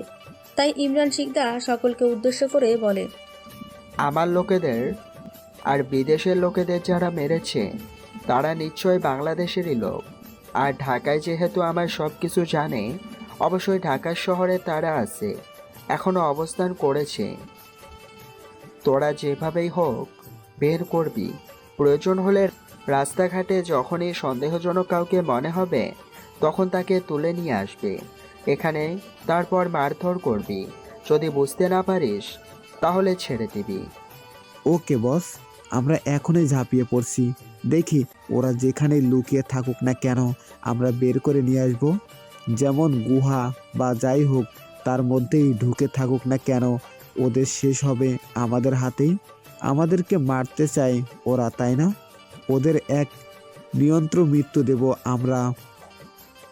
বস, আপনি কোনো টেনশন করবেন না, আমরা এখন বের হচ্ছি আর ওদেরকে ধরে নিয়েই তবেই এখানে আসব, এর আগে আসবো না বস। কথাগুলো বলে সেইখানে থাকা প্রত্যেকটা লোক আর ছেলেরা বের হয়ে যায় নতুন gangster the 10 friend circle gangster ওইটা ধরার জন্য। কিন্তু তারা তো জানে না যে কে বা কারা এই গ্যাংয়ে লিড করছে। তো কখনো স্বাধীন আর তার বন্ধুদেরকে দেখে ওরা বুঝতেও পারবে না যে এরা এত বড় একটা গ্যাংস্টার। তারপর ইমরান শিকদার তার রুমে চলে যায়। রুমে গিয়ে ফ্রিজের ভেতর থেকে ড্রিঙ্কস বের করে খেতে লাগে। ঠিক তখনই পেছন থেকে একটা মেয়ে এসে তার ঘাড়ে কপালে কিস করতে লাগে আর বলতে লাগে, জান, তোমার কি হয়েছে? এত হাইপার হয়ে গেলে কেন? রাতে কি তোমাকে সুখ দিতে পারিনি? আসো আরেকবার সুখ দিই তোমাকে। মেয়েটার কথা শুনে ইমরান শিকদার মেয়েটাকে তার পেছন থেকে সামনে নিয়ে আসে। টেবিলের উপর বসিয়ে মেয়েটাকে শক্ত করে চেপে ধরে। তার বুকের বাম সাইডে ইমরান শিকদারের এরকম ব্যবহার দেখে মেয়েটা অবাক হয়ে যায়, কিন্তু কিছু বলে না। তার কেনা গোলাম এখন সে তার সঙ্গে রেসপন্স করতে লাগে। এক পর্যায়ে ইমরান শিকদার তার লিমিট ক্রস করে ফেলে। মেয়েটার শরীরের অনেক স্থানে জোরে জোরে কামড় দিতে লাগে। এটা দেখে মেয়েটা বলে, জান, কি করছো তুমি? প্লিজ ছেড়ে দাও। দেখছো না আমার শরীর অনেক ব্যথা করছে, আর এভাবে আমাকে কামড়ালে আমি তো মরেই যাব। আজকে তো তোকে মেরেই ফেলবো আমি, আমার শোক দিয়ে না হলে তোকে কামড়ে কামড়ে। কথাটা শুনে মেয়েটা ইমরান শিকদারের দিকে তাকায়। দেখতে পায় তার চোখে রাগের স্পষ্ট আভাস। এটা দেখে মেয়েটা ভয় পেয়ে যায়। ভয়ে ইমরান শিকদারের হাত থেকে ছোটার চেষ্টা করে, কিন্তু ইমরান শিকদারের হাত থেকে ছুটতে অক্ষম সে। তারপর ইমরান শিকদার মেয়েটাকে ধরে নিয়ে রুমের মধ্যে চলে যায়। অন্যদিকে স্বাধীন অনেকটা বেলা অবধি ঘুমায়। ছেলেকে এখনও উঠতে না দেখে স্বাধীনের মা রুমে এসে দরজায় ধাক্কা দিতে লাগে। স্বাধীনের ঘুম ভেঙে যায়। হকচকিয়ে চোখ খুলে দিয়ে উঠে দরজা খুলে দেখে তার মা সামনে দাঁড়িয়ে আছে। মা, এত ডাকাডাকি করছো কেন? কাঁচা ঘুম ভেঙে দিলে। এত সকালে কেউ ডাকাডাকি করে? একটু ঘুমাচ্ছি। আর তুমি? বোকা ছেলে, একটা আবার ঘড়ির দিকে তাকিয়ে দেখ কয়টা বাজে, আর বলছিস সকালে। দেখ 9টা বেজে গিয়েছে। তুই কলেজে যাবি না? তুই তো কোনোদিন কলেজ মিস করিস না, আর আজ এত বেলা অবধি ঘুমাচ্ছিস। তোর শরীর ঠিক আছে তো বাবা, নাকি অসুস্থ? কথাটা বলে স্বাধীনের মা স্বাধীনের মাথায় হাত দিতে লাগে, দিয়ে বোঝার চেষ্টা করেন জ্বর এসেছে কিনা। এটা দেখে স্বাধীন মুচকি হাসি দেয়। তারপরও তার মাকে উদ্দেশ্য করে বলে, আরে না মা, জ্বর আসেনি। আসলে অনেক রাত অবধি পড়েছি তো, তাই সকালে ঘুম থেকে উঠতে একটু লেট হয়েছে। আচ্ছা যাও তুমি, আমি ফ্রেশ হয়ে আসছি। তুমি আমার জন্য খাবার বেড়ে রাখো, আমি এসে খেয়ে জলদি জলদি কলেজে যাব। আবার কলেজের সময় শেষ হয়ে যেতে পারে, তখন আবার দেখবে প্রিন্সিপাল স্যার আমাকে অনেক কথা শোনাবে। তারপর স্বাধীন সোজা রুম থেকে বের হয়ে ফ্রেশ হয়ে গোসল করে বাইরে এসে পোশাক পরিবর্তন করে ড্রেসিং টেবিলের সামনে গিয়ে মাথায় তেল দিতে লাগে। আগের বাচ্চাদের মতো যেরকম একপাশে সিথি করে রাখতো চুলগুলো, সেই রকম করে রেখেছে সে। একজন যেন হাবাগোবা একটা ছেলে, কেউ দেখে বুঝতেই পারবে না যে এই ছেলেটায় রাত হলে ভয়ঙ্কর রূপ ধারণ করে। তারপর কাঁধে ব্যাগ ঝুলিয়ে বাইরে চলে আসে। বাইরে এসে খাওয়া দাওয়া করতে লাগে। স্বাধীনের মা স্বাধীনকে এই অবস্থায় দেখে হাসতে হাসতে বলে, বাবা, তোকে কত করে বলবো বল, এরকম পোশাক পরে যাস না কলেজে। সবাই থেকে অনেক কথা বলে, তাই না? এটা আমি ভালো করে জানি। সেই আগের বাচ্চাদের মতো মাথায় তেল দিবি, আবার এক পাশ করে সিঁথি করবি, আবার ঢোলাঢালা পোশাক পরিবর্তন করে যাস না। এরকম কেন তুই? তোর তো ভালো জামা কাপড় আছে, ওইগুলো পরেও তো কলেজে যেতে পারিস, কিন্তু কেন যাস না তুই বলতো বাবা? মা, সেটা না হয় তুমি সময় হলে ঠিকই জানতে পারবে। এবার যাই আমি এখন, আল্লাহ হাফেজ। স্বাধীন খাবার খাচ্ছিল আর তার মা পাশে দাঁড়িয়ে থেকে কথাগুলো বলছিল। তারপর খাওয়া দাওয়া শেষ করে তার মার কাছ থেকে বিদায় নিয়ে বের হয়ে যায় কলেজে যাওয়ার জন্য। বাইরে এসে দেখে অনেকটা লেট হয়ে যাবে হেঁটে গেলে। তার কলেজে, কিন্তু কি আর করার, পকেটে তো আর টাকা নেই। এইভাবে আর ওই গ্যাংস্টারদের টাকা তো খরচ করা যাবে না। টাকার অনেক দরকার আছে তাদের, যদি বড় গ্যাংস্টারদের সঙ্গে লড়তে হলে। তাই হাঁটতে লাগে তার কলেজের দিকে। জানে এভাবে হেঁটে গেলে কখনোই পারবে না সে কলেজে পৌঁছাতে, এতে সময় অনেক দেরি হয়ে যাবে। তাই দৌড় লাগায়। দৌড়াতে দৌড়াতে কলেজ গেটের সামনে চলে আসে। ঘড়ির দিকে তাকিয়ে দেখে একই সময় দাঁড়িয়েছে। বুঝতে পারলো না কি হলো এসব। তখনই স্কুলের গেটের সামনে বড় ঘড়িতে তাকিয়ে দেখে কলেজ শুরু হতে এখনও 30 মিনিট বাকি আছে। স্বাধীন এটা দেখে হা হয়ে যায়। কি হলো এটা তার সাথে? দৌড়ে দৌড়ে আসলো কলেজে যেন মিস না হয়ে যায়। এসেও দেখে ঘড়িতে ঠিক একই সময় দেখাচ্ছে। বুঝতে পারলো যে ঘড়ি নষ্ট হয়ে গেছে। তারপরে ঘড়ি হাত থেকে খুলে ব্যাগে রাখে, যদি পরে ঠিক করা যায়। ঠিক তখনই নেহা ওই দিক দিয়েই যাচ্ছিল তার ক্লাসরুমে। স্বাধীনকে এই অবস্থায় দেখে স্বাধীনকে রাগানোর জন্য তার কাছে আসে আর বলতে লাগে রাগানোর জন্য। কি রে কুত্তার বাচ্চা, তোকে না কত করে বলেছি যে তুই একদমই এই ঢিলা ঢালা পোশাক আর মাথার চুলের ওই স্টাইল করে কলেজে আসবি না, এতে আমাদের অনেক মানহানি হয়। তুই তো জানিস এই কলেজে যারা লেখাপড়া করে তারা অনেক বড়লোক ঘরের ছেলে মেয়ে, কিন্তু তুই তোর মেধা দিয়ে এই কলেজে চান্স পেয়েছিস। আর তোকে কত করে বলবো যে তুই এই পোশাক পরে কলেজে আসবি না? দেখুন ম্যাম, আপনাদের অবস্থা আর আমাদের অবস্থা এক নয়। আপনারা প্রত্যেক দিন এক একটা ড্রেস পরে কলেজে আসেন, কিন্তু আমরা তো পারি না। কালকে তো দেখলেনি আমার বাবা সামান্য মুচি, মাঝে মাঝে আমি দোকানে গিয়ে বসি, সেই থেকে যে আয় হয় দোকান দিয়ে, ওইটা দিয়ে আমাদের ফ্যামিলি কোনো মতে চলে যায়। আর পোশাক আশাকে আর টাকা হয় না। তো প্লিজ এই বিষয় নিয়ে আমাকে আর কথা বলবেন না। আমি এই ঢিলেঢালা পোশাক পরে কলেজে আসবো। স্বাধীনের কথা শুনে নেহা রেগে গিয়ে স্বাধীনের গালে ঠাস ঠাস করে থাপ্পড় লাগিয়ে দেয়। পুরো কলেজ স্বাধীন নেহার দিকে তাকিয়ে থাকে এক দৃষ্টিতে। স্বাধীন এটা দেখে অনেকটাই লজ্জায় পড়ে যায়। যেভাবেই হোক আজকে একে একটা শিক্ষা দিতে হবে। তারপর নেহা স্বাধীনকে বলতে লাগে, কুত্তার বাচ্চা, তোর এত বড় সাহস, তুই আমার মুখে মুখে কথা বলিস? তোর আমার সঙ্গে কথা বলার কি যোগ্যতা আছে রে? আমি তোকে ভালো কথা বলছি, তুই উল্টো আমাকে আবার উল্টো পাল্টা বোঝাচ্ছিস। যখন নতুন পোশাক পরে কলেজে আসতেই পারবি না, সেহেতু তুই কেন কলেজে ভর্তি হতে গেলি রে? ফকিন্নির বাচ্চা মুচির ছেলে। স্বাধীনের কেন জানি নেহার বলা কথাগুলো শুনে অনেক খারাপ লাগে। নিজের রাগ উঠতে লাগে মাথায়। লাস্টে বলা কথাগুলো তার কানে বারবার বাজতে লাগে। গরিব বলে কি তাদের কোনো সম্মান নেই? গরিব বলে কি তাদের কোনো মনুষ্যত্ব নেই যে তাকে সারাক্ষণ সবার সামনে অবহেলা অপমান করবে, যেখানে সেখানে থাপ্পড় দেবে? তাই নিজের রাগ কন্ট্রোল না করতে পেরে স্বাধীন নেহার গালে সজোরে একটা থাপ্পড় লাগিয়ে দেয়। পুরো কলেজ এটা দেখে ফেলে, সকলে মুখে হাত। কারণ স্বাধীন আজ কি করলো? নেহা তার বাবা এই কলেজের প্রতিষ্ঠাতা, ক্লাস এই ঢাকা শহরের বিশিষ্ট ব্যবসায়ী নেহা। আচমকা স্বাধীনের কাছ থেকে থাপ্পড় খেয়ে নিজের গাল 2 হাত ধরে চেপে ধরে, কারণ সে কখনো ভাবতে পারেনি স্বাধীন তাকে আঘাত করবে, থাপ্পড় মারবে, তাও আবার পুরো কলেজের সামনে। নেহা চারদিকে চোখ বুলিয়ে অবাক হয়ে যায়। স্বাধীনের দিকে ছলছল দৃষ্টিতে রাগান্বিত হয়ে বলে, তুই আজ যে কাজটা করলি একদমই ঠিক করিসনি। এর জন্য তোকে পস্তাতে হবে। তোকে আর তোর ফ্যামিলিকে আমি যদি রাস্তায় না দাঁড় করাচ্ছি, তাহলে আমার নামও নেহা না। কথাটা বলে নেহা স্বাধীনের সামনে থেকে চলে যায়। সবাই ভিড় করে দাঁড়িয়ে থাকে স্বাধীনকে নিয়ে। অন্যদিকে স্বাধীনের সকল বন্ধুরা আসে কলেজে।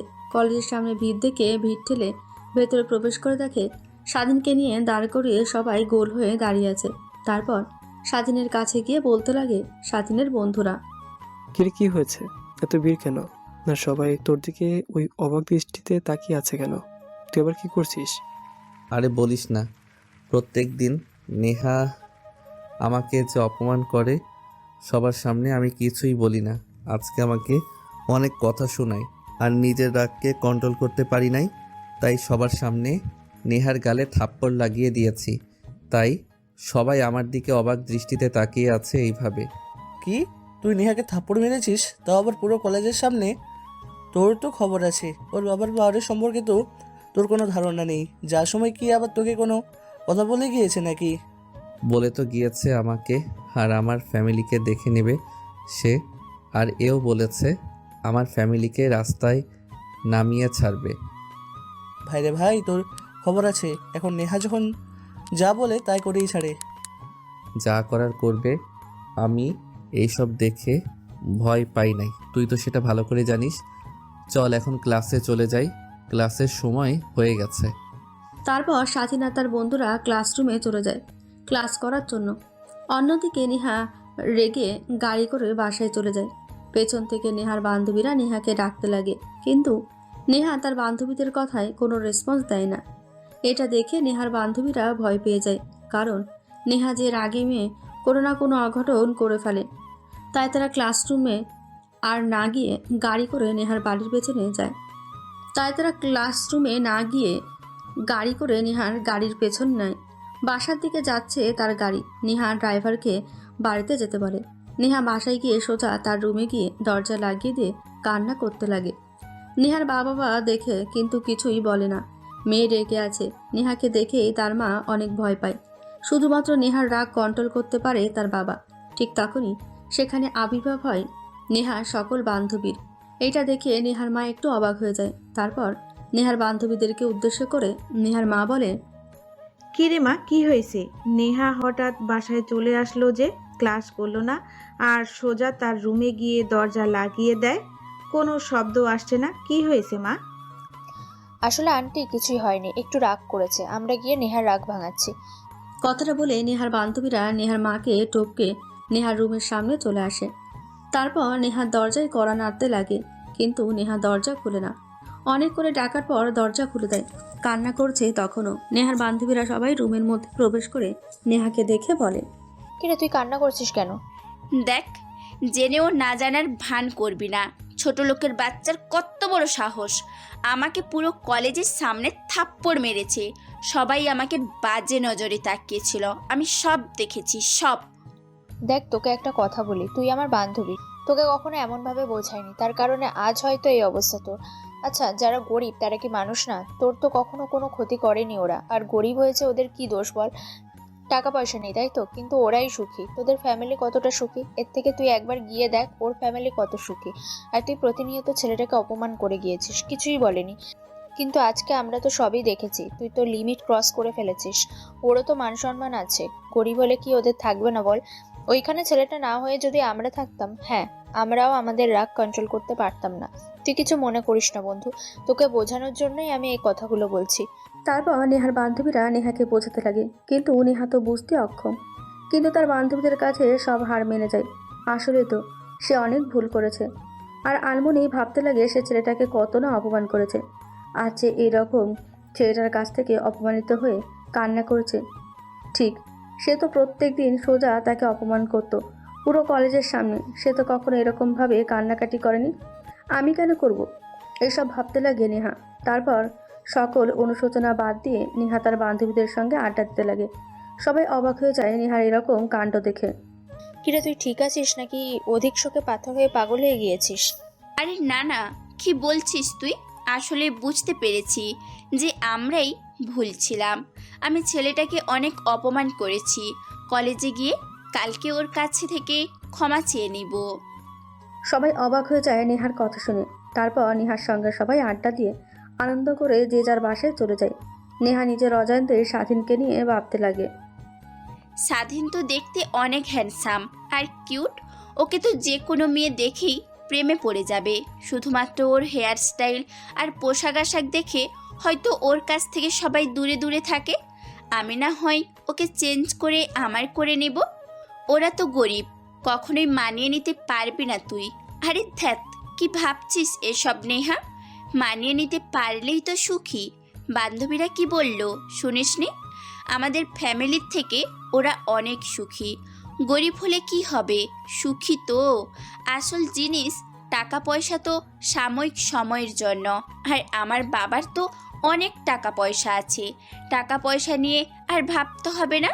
ওকে আর আমি আমার বাবা মায়ের একমাত্র মেয়ে। আমি যা বলবো সেটাই শুনবে ওনারা। এইসব ভাবতে লাগে। আর স্বাধীনকে নিয়ে নিজের অজান্তেই ভালো লাগা কাজ করে তার মনে। অন্যদিকে স্বাধীন ক্লাসরুমে বসে ক্লাস করছিল। ঠিক তখনই বাহিরে অনেক ছেলের হট্টগোল শুনতে পায়। ক্লাসরুম থেকে স্যার চলে যায়, দেখে কলেজ মাঠে অনেক ছেলে মিলে মারধর করছে।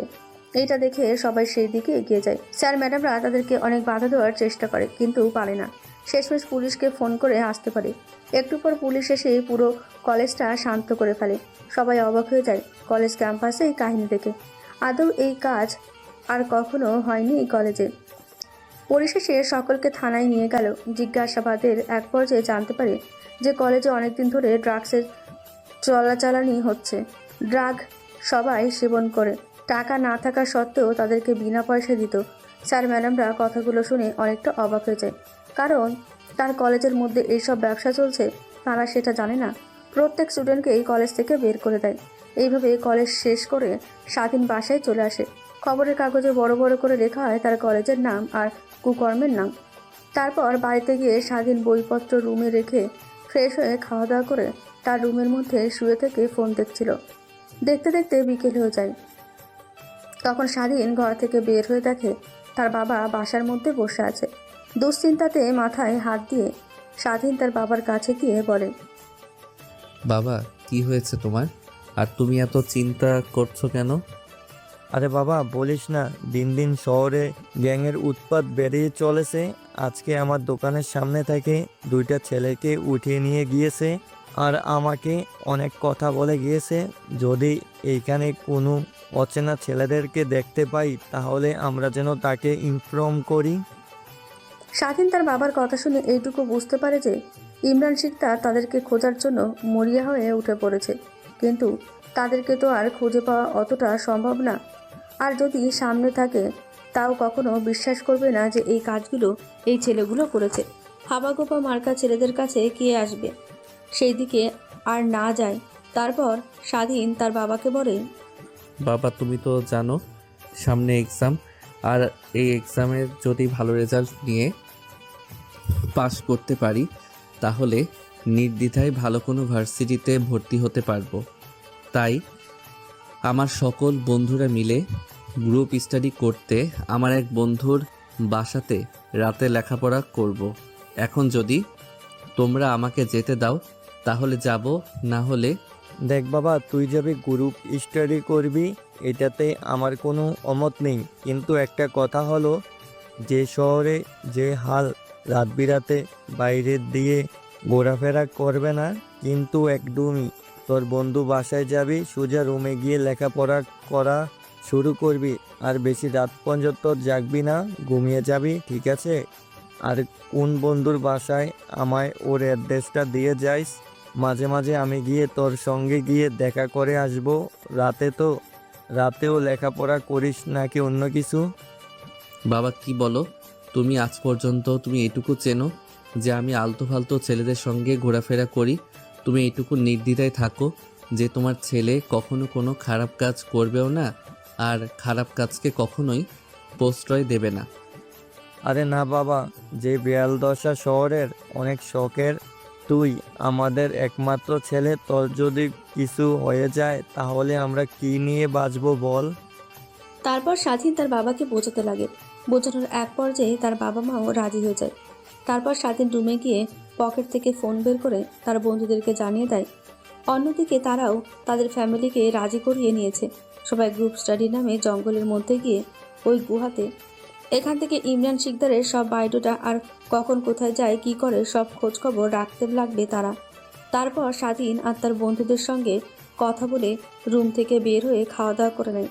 তারপর খাওয়া দাওয়া শেষ করে মা বাবার কাছ থেকে বিদায় নিয়ে কাঁধে ব্যাগ ঝুলিয়ে রুম থেকে বেরিয়ে যায়। সোজা হাঁটতে লাগে ব্রিজের দিকে, কারণ ওই দিকে তেমন কেউ একটা যাওয়ার আশা করে না, তাই সেদিকে যায়। তারপর ব্রিজে গিয়ে সব বন্ধুরা একত্রিত হয়। তারপর তারা রওনা হয় জঙ্গলের দিকে। আশেপাশে ভালোভাবে তাকিয়ে দেখার চেষ্টা করে কেউ আবার তাদেরকে ফলো করছে নাকি, কিন্তু কোনো কিছু বুঝতে না পেরে তারা ধীরে ধীরে জঙ্গলের ভিতরে প্রবেশ করে। গুহার সামনে গিয়ে পাথরে হাত রাখতে গুহা খুলে যায়। তারপর ভেতরে প্রবেশ করে গুহা লাগিয়ে দেয়। সেখানে আগে থেকেই আলোর পর্যাপ্ত ব্যবস্থা করে রেখেছিল তারা। তারপর সবাই টেবিলে গিয়ে কম্পিউটার ল্যাপটপ নিয়ে বসে পড়ে ইমরান শিকদারের সব কিছু বের করার জন্য। সবাই ইন্টারনেটে সার্চ দিতে লাগে। কিন্তু কোনো কিছুই খুঁজে পায় না ইন্টারনেটে। তারপর শহরের সব পত্রিকার কাগজগুলো দেখতে লাগে। ইমরান শিকদারের নামে আগে অনেক পত্রিকাতে ছাপা হতো, কিন্তু এখন আর তা ছাপা হয় না, কারণ সব পত্রিকার প্রকাশকরা ইমরান শিকদারকে অনেক ভয় পায়। তার কারণে ইমরান শিকদারের নাম নিয়ে কেউ আর পত্রিকায় প্রকাশ করে না। আগের পত্রিকাগুলো স্বাধীন আর তার বন্ধুরা কালেক্ট করে রেখেছিল।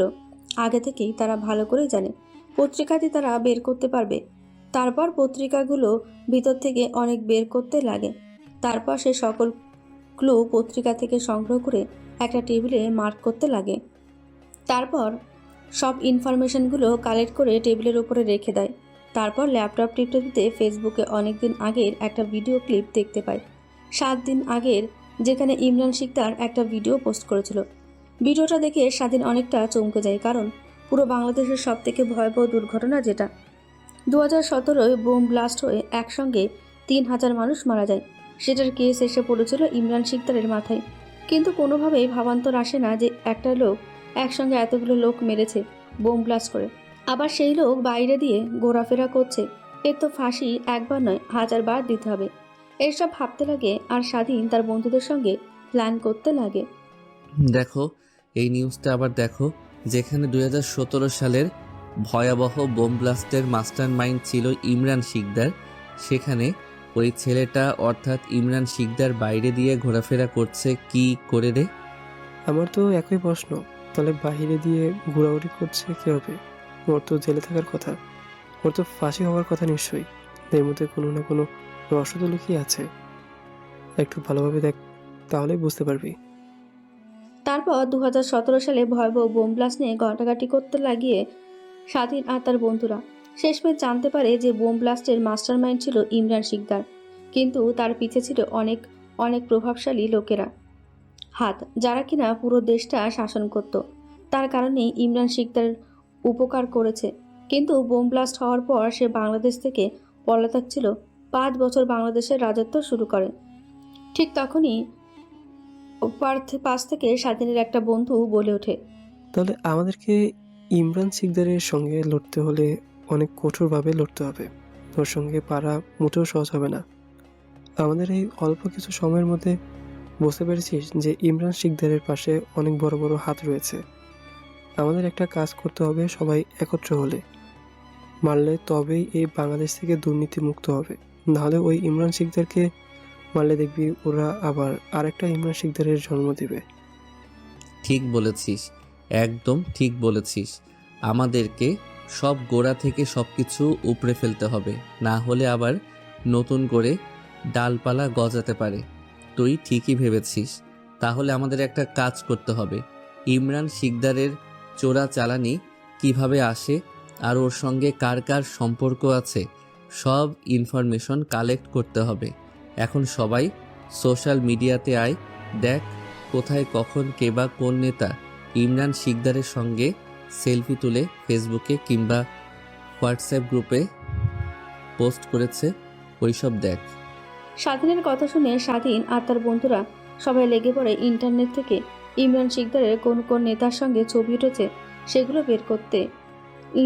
দেখতে দেখতে অনেকগুলো নেতার সঙ্গে ছবি দেখতে পায় ইমরান শিকদারের।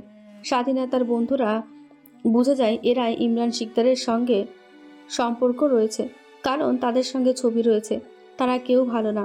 তারা সরকারের উচ্চপদস্থ কর্মকর্তা হওয়ার পরেও তারা অনেক অন্যায়ের সঙ্গে জড়িত, কিন্তু সরকার তাদেরকে কিছুই বলে না। আমার কি মনে হয় জানিস, এই সকলের পেছনে সব থেকে বড় মাস্টার মাইন্ড হচ্ছে এই লোকটা। এই রিয়াদের সঙ্গে অনেকগুলো পিক রয়েছে ইমরান শিকদারের সঙ্গে, প্লাস একটা গ্রুপ অ্যাডমিন, সে আর ইমরান শিকদারের সঙ্গে অনেক ঘনিষ্ঠ মুহূর্তের পিক রয়েছে, যা দ্বারা ঠিক বোঝা যাচ্ছে যে এই রিয়াদি হচ্ছে ইমরান শিকদারের এত পাওয়ারফুল করার মাস্টার মাইন্ড। তারপর স্বাধীন তার বন্ধুর কাছ থেকে ফোনটা নিয়ে দেখতে লাগে। পিকগুলো দেখে, হ্যাঁ, একসঙ্গে ড্রিঙ্কস করা, একসঙ্গে অস্ত্র হাতে নিয়ে দাঁড়ানো, আরও অনেক পিক রয়েছে, যেগুলো তারা নিশ্চিতভাবেই বোঝা যাচ্ছে যে ইমরান শিকদারকে পাওয়ারফুল করার পেছনে এই সবচেয়ে বড় ভূমিকা। আর রিয়াদ হচ্ছে বাংলাদেশের মন্ত্রী।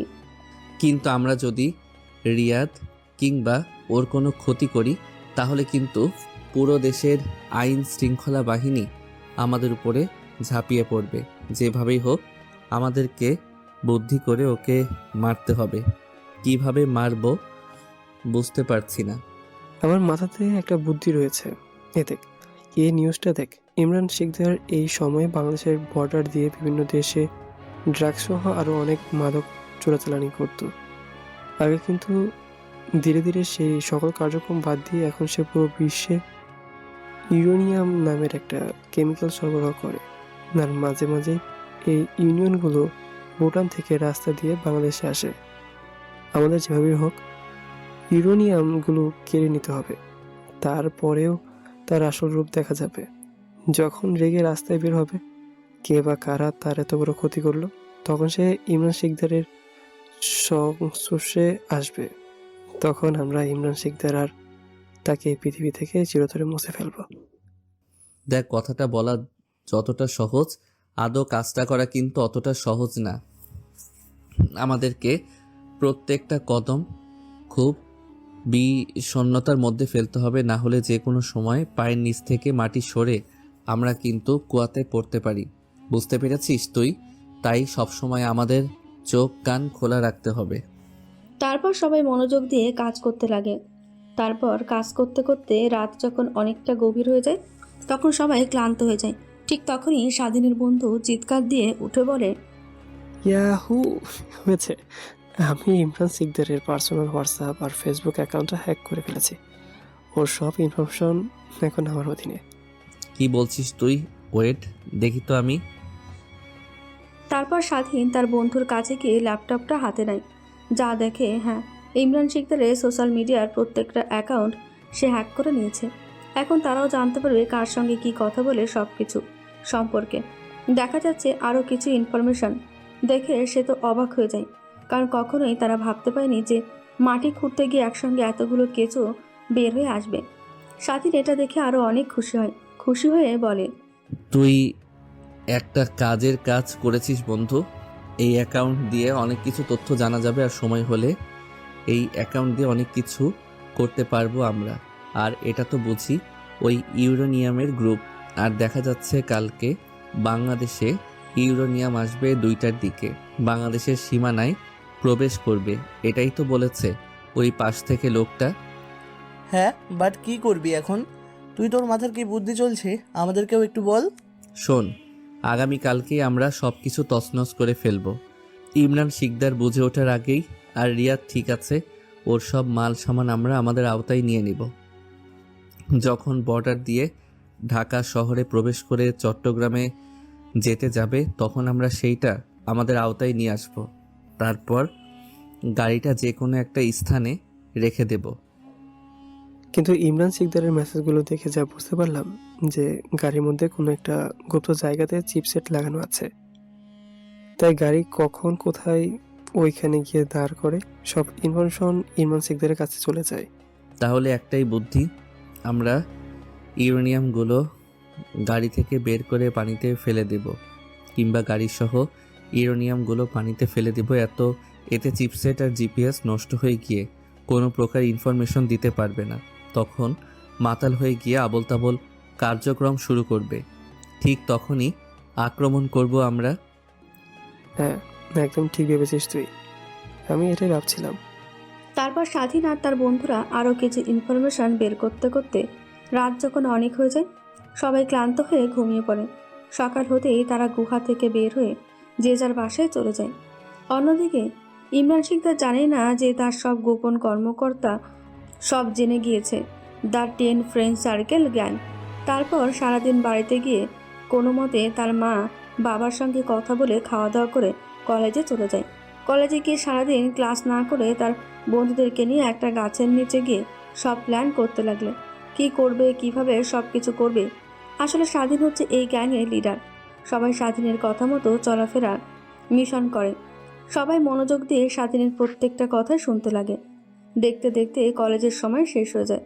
স্বাধীন তার বন্ধুরা সবাই বিদায় জানিয়ে যে যার বাসায় চলে যায় আর সময় মতো গুহার কাছে চলে যেতে বলে। তারপর বাসায় গিয়ে স্বাধীন খাওয়া দাওয়া করে তার মা বাবার কাছ থেকে বিদায় জানিয়ে একটু পর স্বাধীন আর তার বন্ধুরা সোজা গুহায় চলে যায়। বন্দুকগুলো বের করে সব চেক দিতে লাগে। আজকে তো তাদের মিশন আছে।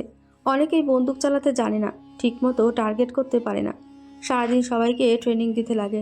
ভিতরে অনেকের গোলাগুলি হতে লাগে, কিন্তু বাইরে কোনো সারা শব্দ চায় না। আসলে মাটির নিচ থেকে গুহাটা প্রায় 200 ফুট নিচে। দেখতে দেখতে অনেকটা সময় পার হয়ে যায়। তারপর স্বাধীন আর তার বন্ধুরা যে সময়ের জন্য অপেক্ষা করছিল সেই সময়ে চলে আসে। সেই কাঙ্ক্ষিত সময়ে দেখতে দেখতে রাত 2টো বেজে যায়। এই সময় তো বাংলাদেশের সীমান্তে প্রবেশ করে ইউরোপিয়ানের গাড়ি। স্বাধীন শুধু অপেক্ষা করতে লাগলে কখন ঢাকা প্রবেশ করবে। ওই গাড়িটা দেখতে দেখতে লোকেশন আর জিপিএস দেখে বুঝতে পারে ঢাকার কাছাকাছি চলে এসেছে গাড়িটা। তারপর স্বাধীন আর তার বন্ধুরা সবার কাঁধে একটা করে ব্যাগ নিয়ে বাইরে চলে আসে। তারপর থেকে হোন্ডা নিয়ে সামনের দিকে এগিয়ে যেতে লাগে। দেখতে দেখতে গাড়িটার কাছে চলে আসে। দূর থেকে দেখতে পায় একসঙ্গে 3টে ট্যাঙ্ক, আর সে তার পিছু একটা ছোট মাইক্রোবাস, আর সামনে আরেকটা ছোট মাইক্রোবাস। একটু ভালোভাবে নজর দাঁড়িয়ে দেখতেই দেখে প্রত্যেকটা মাইক্রোবাসের মধ্যে লোকজন ভর্তি হয়ে আছে। 3টে থাকে, যদি নাও হয় 300 কোটি টাকার ইউরোপিয়ান আছে। 3টে থাকে, যদি নাও হয় 300 কোটি টাকার ইউরেনিয়াম আছে। এর জন্যই এত কড়া পাহারাদারির মাধ্যমে রিয়াদ আর ইমরান শিকদার বাংলাদেশের বর্ডার পার করে দেয়। তার কারণে অনেক অনেক টাকাও পায় তারা। স্বাধীন আর তার বন্ধুরা বন্দুক বের করে প্রত্যেক গাড়ির চাকায় গুলি করতে লাগে। গাড়ির নিয়ন্ত্রণ হারিয়ে গাছের সঙ্গে গিয়ে ধাক্কা খায়, কিন্তু ট্রাকগুলো দাঁড় করায় না, সামনের দিকে এগিয়ে আসতে লাগে। ট্রাক ড্রাইভাররা বুঝতে পেরেছে সামনে একটা ভয়ঙ্কর কিছু তাদের জন্য অপেক্ষা করছে, তাই সাইড করে ট্যাঙ্ক থেকে সবাই নামে দৌড় লাগায়, আর তার বন্ধুরা সামনের দিকে এগিয়ে যেতে লাগে। অন্যদিকে গাড়ির মধ্যে রেখে সবাই বের হয়ে 3টে টাক করা নজরদারিতে দেখতে লাগে আশেপাশে। ঠিক তখনই হগিটগি হাতে একটা লোক ইমরান শিকদার আর রিয়াদকে ইনফরমেশন জানাতে যাবে, কিন্তু কোনো প্রকার নেটওয়ার্ক পায় না। এইখানে আগে থেকেই জামার লাগিয়ে রেখেছে স্বাধীনের বন্ধুরা, তাই দূর থেকে স্নাইপার দিয়ে এক এক করে প্রত্যেকের মাথায় আঘাত করতে লাগে। এই স্নাইপারে আর সাইলেন্সার লাগানো, কেউ কিছু বুঝতে পারে না কোন দিক থেকে গুলি চলছে তাদের উপরে। দেখতে দেখতে প্রত্যেকটা ছেলে মাটিতে লুটিয়ে পড়ে। স্বাধীন আর তার বন্ধুরা বুঝতে পারে যে আর কেউ বেঁচে নেই।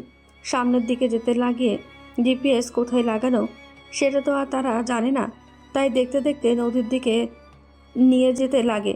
নদীর কাছে আসতে স্বাধীন আর তার বন্ধুরা তার থেকে বের হয়ে যায়। যাক, নদীর ভিতরে চলে যায়। কোটি কোটি টাকার ইউরেনিয়ামগুলো নদীর জলে ডুবে গেল। তারপর স্বাধীনের বন্ধু হোয়াটসঅ্যাপ ওপেন করে দেখে কোনো প্রকার রেসপন্স নেই। বুঝতে পারে সবাই নিরালায় ঘুমিয়ে আছে, হয়তোবা বুঝতে পেরেছে আগেরবারের মতো এইবারও নির্দ্বিধায় তাদের মিশন সাকসেসফুল হয়ে যাবে, কেউ বুঝতেও পারবে না। কিন্তু তারা তো আর কেউ জানে না যে ফ্রেন্ড সার্কেল গ্যাং তাদের সব সম্ভাবনা একদম মাটিতে মিশে ফেলেছে। পরের দিন সকালবেলা ঘুম থেকে রিয়াদ আর ইমরান শিকদার উঠে তো অবাক হয়ে যায়। তাদের কাছে একের পর এক ফোন আসছে বিদেশ থেকে। শালা, তোর লোকেরা কোথায়? জলদি তাড়াতাড়ি করে ওদের কাছ থেকে লোকেশনটায় যান। আমার একদম ভালো লাগছে না, একের পর এক বিদেশ থেকে কল আসছে, তারা এখনও ইউরেনিয়ামগুলো পায়নি। তার লোকেরা এখনও চট্টগ্রাম বন্দরে অপেক্ষা করছে। বস, আমি তো কোনো প্রকার ইনফরমেশন পাচ্ছি না। সকলকে সেই কখন থেকে এসএমএস দিচ্ছি, কোনো প্রকার রেসপন্স পাচ্ছি না। তারপর জিপিএস লগ ইন করে জিপিএসে প্রবেশ করতে দেখে কোনো প্রকার লোকেশন নেই। এটা দেখে তো রিয়াদ আর ইমরান শিকদারের মাথায় হাত, কারণ একসঙ্গে 300 কোটি টাকার ইউরেনিয়াম কে বা কারা এতটা ক্ষতি করলো এটা দেখে রিয়াদ অনেক রেগে যায়। ইমরান শিকদারকে তৎক্ষণাৎ ফোন করে বলে, কে আবার কোটি টাকার মালিক দিকে নজর দিয়েছে? তার চোখ আমি একদম উপরে ফেলবো। তুই একবার শুধু বল। বস, আমাকে একটু সময় দিন, আমি ওদেরকে দেখে নেব, শুধু একটু অপেক্ষা করুন। কথাটা বলেই ইমরান শিকদার ফোন রেখে দেয়। নিচে এসে জোরে জোরে সবাইকে ডাকতে লাগে। ইমরান শিকদারের ভয়ঙ্কর গর্জন শুনে সবাই ভয় পেয়ে জলদি তড়িঘড়ি করে ইমরান শিকদারের সামনে এসে দাঁড়ায়। তারপর ইমরান শিকদার সকলকে উদ্দেশ্য করে বলে, কই, তোরা তো বড় বড় গলায় বলেছিলি যে আগামী 24 ঘন্টার মধ্যে যেভাবেই হোক সকলকে তোরা ধরে ফেলবি যারা আমার গ্যাংয়ের দিকে নজর দিয়েছে, কিন্তু তোরা তো তা পারলি না, উল্টো আমার কোটি টাকার সম্পদ নষ্ট করে ফেললো ওরা। তোরা কিছুই করতে পারলি না। মানে বস কি বলছেন? আপনার কোটি টাকার সম্পদ মানে কিছুই তো বুঝতে পারছি না। লোকটার কথা শুনে ইমরান শিকদার দৌড়ে গিয়ে তার কলার চেপে ধরে। কলা ছাকাতে ছাকাতে ইমরান শিকদার তাকে উদ্দেশ্য করে বলে, কুত্তার বাচ্চা, ওই খানকির পোলারা আমার 300 কোটি টাকার ট্যাঙ্ক ইউরেনিয়াম লোড করে নিয়েছে। কোথায় নিয়ে গেছে তাও জানি না, কোনো প্রকার হদিশ পাচ্ছি না। আর তুই তো বড় বড় গলায় বলেছিলি যেভাবেই হোক তোরা ধরে ফেলবি ওদেরকে, কিন্তু কই পারলি না তো। তুই তো এখানে দাঁড়িয়ে আছিস, যা উপরে গিয়ে ওদের খোঁজ নে। কথাটা বলেই ইমরান শিকদার ছেলেটার গলা জড়িয়ে ধরে বুকে ঠাস ঠাস করে গুলি করে দেয়। নিমেষে তার নিথর মাটিতে লুটিয়ে পড়ে। সেইখানে থাকা সবাই অবাক হয়ে যায়। তারপর ইমরান শিকদার সকলকে উদ্দেশ্য করে বলে, যা তোরা, আর এখনই যেভাবেই হোক ওদেরকে ধরে নিয়ে আসবি। কোথা থেকে আনবি তা আমি জানি না, আর যদি না পারিস তাহলে এর যে ব্যবস্থা করেছি না, ঠিক একই অবস্থা কিন্তু তোদেরও করব। ইমরান শিকদারের কথা শুনে সেইখানে থাকা সবাই চলে যায়। ইমরান শিকদার তার রুমের দিকে যাবে, ঠিক তখনই ফোন আসে রিয়াদের। ভাই, আপনি কোনো টেনশন করবেন না, আমরা ধরে ফেলবো। যে তোর কড়া নিরাপত্তার মাঝখান দিয়েও আমার গাড়ি নিয়ে গিয়েছে, তার ক্ষমতা অনেক, এটা আমি বুঝতে পেরেছি। তোর দ্বারা সম্ভব না। আমাদের সবাইকে একত্র হয়ে ওর বিরুদ্ধে লড়াই করতে হবে। তুই জলদি জলদি তোর লোকজনকে নিয়ে তোর পুরাতন গোডাউন ঘরে চলে আয়। আমি বাংলাদেশের সব বড় বড় গ্যাংস্টারদের তার দলবল নিয়ে আসতে বলছি, তারা সবাই চলে আসবে। 1 ঘন্টার মধ্যে তুইও চলে আয়। ঠিক আছে, আমি এখনই তৈরি হয়ে আমার পুরাতন গোডাউন ঘরে আসছি। অপরদিকে স্বাধীন আর তার বন্ধুরা সব শুনে ফেলে। তারা তো এইরকম একটা মোক্ষম সময়ের অপেক্ষা করছিল, যে কখন পুরো বাংলাদেশের গ্যাংস্টার একত্র হবে। কিন্তু সবাই যদি একত্র হয়, পাওয়ারফুল হয়ে যাবে তারা তো। আর কোনোভাবেই 10 জন মিলে পুরো বাংলাদেশের গ্যাংস্টারদের সঙ্গে লড়তে পারবে না। কিছু না কিছু একটা তো ভাবতে হবে। তাই ভাবতে ভাবতে একটা বুদ্ধি স্বাধীনের মাথায় আসে। তারপর স্বাধীন তার বন্ধুদের সঙ্গে ডিসকাস করতে লাগলে। তারপর দেখতে দেখতে 1 ঘন্টা সময় পার হয়ে যায়। গোডাউন ঘরে ভর্তি লোক কানায় কানায় ভর্তি হয়ে গেছে। প্রায় যদি না হয় এখানে 4000 লোকের মতো রয়েছে, যা প্রত্যেকেই গ্যাংস্টার মাফিয়া। সবাই অন্যায়ের সঙ্গে লিপ্ত, কারণ রিয়াদ হচ্ছে বাংলাদেশের মন্ত্রী। তার কথায় সবাই উদ্ঘোষ করে। তাই মন্ত্রীর একটা ফোন করে সবাই এখানে উপস্থিত হয়ে গেছে। তারপর মন্ত্রী সকলকে উদ্দেশ্য করে বলতে লাগে, আমি এইটা জানি না যে কোন কোন গ্যাংয়ের সাথে ঝামেলা রয়েছে, শুধু এইটুকুই জানি যে এই দুর্জয়ের সময়ে আমাদের একত্র হয়ে মোকাবেলা করতে হবে। নতুন একটা গ্যাংয়ের উৎপত্তি হচ্ছে, তারা আমার 300 কোটি টাকার সম্পদ লুট করে নিয়েছে। যেভাবেই হোক আমাকে ওদের কাছ থেকে সম্পদ কিনে দিতে হবে। তোমাদেরকে না হলে তোমাদের সকলকে মেরে ফেলবো। তারপর ইমরান শিকদার সকলকে বোঝাতে লাগে প্রত্যেকের হাতে রিভলভার ছিল। অন্যদিকে স্বাধীন তার বন্ধুরা চুপি চুপি গোডাউন ঘরের বাইরে চলে আসে। তারপর গোডাউন ঘরের ভিতরে উপরে উঠে পড়ে ছাদে, যাতে কেউ বুঝতে না পারে। তারপর বন্দুকের সাইলেন্সার খুলে ঠাস করে একটা গুলি করে, গুলির শব্দ শুনে এক একটা বুঝতে পারে তার শত্রু গ্যাং তাদের দিকে গুলি করেছে। তাই নিজেরা নিজেদের মধ্যে গোলাগুলি করতে লাগে। গোলাগুলি করার এক পর্যায়ে প্রায় 10 মিনিট পর পুরো ঘরে গোডাউন ঘরে শুনশান নীরবতা বিরাজ করে, কারণ সবাই মৃতদেহ মাটিতে পড়ে আছে। শুধুমাত্র রিয়াদ আর ইমরান শিকদারের হাতে আর পায়ে গুলি লেগেছে। তারপর স্বাধীন তার বন্ধুরা ছাদ থেকে নিচে নেমে তারপর এক এক করে যারা বেঁচে আছে সবাইকে গুলি করে মারতে লাগে। মারতে মারতে ইমরান শিকদার রিয়াদের কাছে চলে আসে। শুধু রিয়াদ আর ইমরান শিকদারকে উদ্দেশ্য করে স্বাধীন একটা কথাই বলে, ইমরান শিকদার, তোকে বলেছিলাম না যে খুব শীঘ্রই আমাদের দুজনের মোলাকাত হচ্ছে? তো হয়ে গেল, কিন্তু তুই আর বাঁচবি না। তোর সামনে তোর জম এসেছে, মৃতদেহ খুব দ্রুতই পড়ে যাবে। ইমরান শিকদারের কোনো কথা না শুনে স্বাধীন তার মাথায় গুলি করে দেয়। সেখানে থাকা সবাই মাটিতে মরে পড়ে আছে। পুরো গোডাউন ঘরে পা রাখা জায়গা নেই। মৃতদেহ দিয়ে স্বাধীন বুঝতে পারে না কি করবে। তারপর গোডাউন ঘরের আশেপাশে পেট্রোল ছিটিয়ে জ্বালিয়ে আগুন ধরিয়ে দেয়। গোডাউন ঘর পুড়তে লাগে। পুড়তে পুড়তে প্রত্যেকটা মৃতদেহ পুড়ে ছাই হয়ে যেতে লাগে। স্বাধীন তার বন্ধুরা স্বস্তির নিঃশ্বাস ফেলে এবং তাদের হাতে থাকা বন্দুকগুলো আগুনে ফেলে দিয়ে তারা সেখান থেকে চলে যায়। বাংলাদেশের বড় বড় গ্যাংস্টারদের শেষ করার জন্য জন্ম নিয়েছিল নতুন যে দ্য 10 ফ্রেন্ড সার্কেল। তারা তাদের মিশন শেষ করে ইতি টানে। তো কেমন হয়েছে গল্পটা অবশ্যই কমেন্ট করে যেতে ভুলবেন না। আর এরকম গল্প ও নিত্য নতুন পেতে অবশ্যই চ্যানেলটি সাবস্ক্রাইব করবেন। খুব শীঘ্রই নতুন একটা গল্প নিয়ে আপনাদের মাঝে হাজির হব।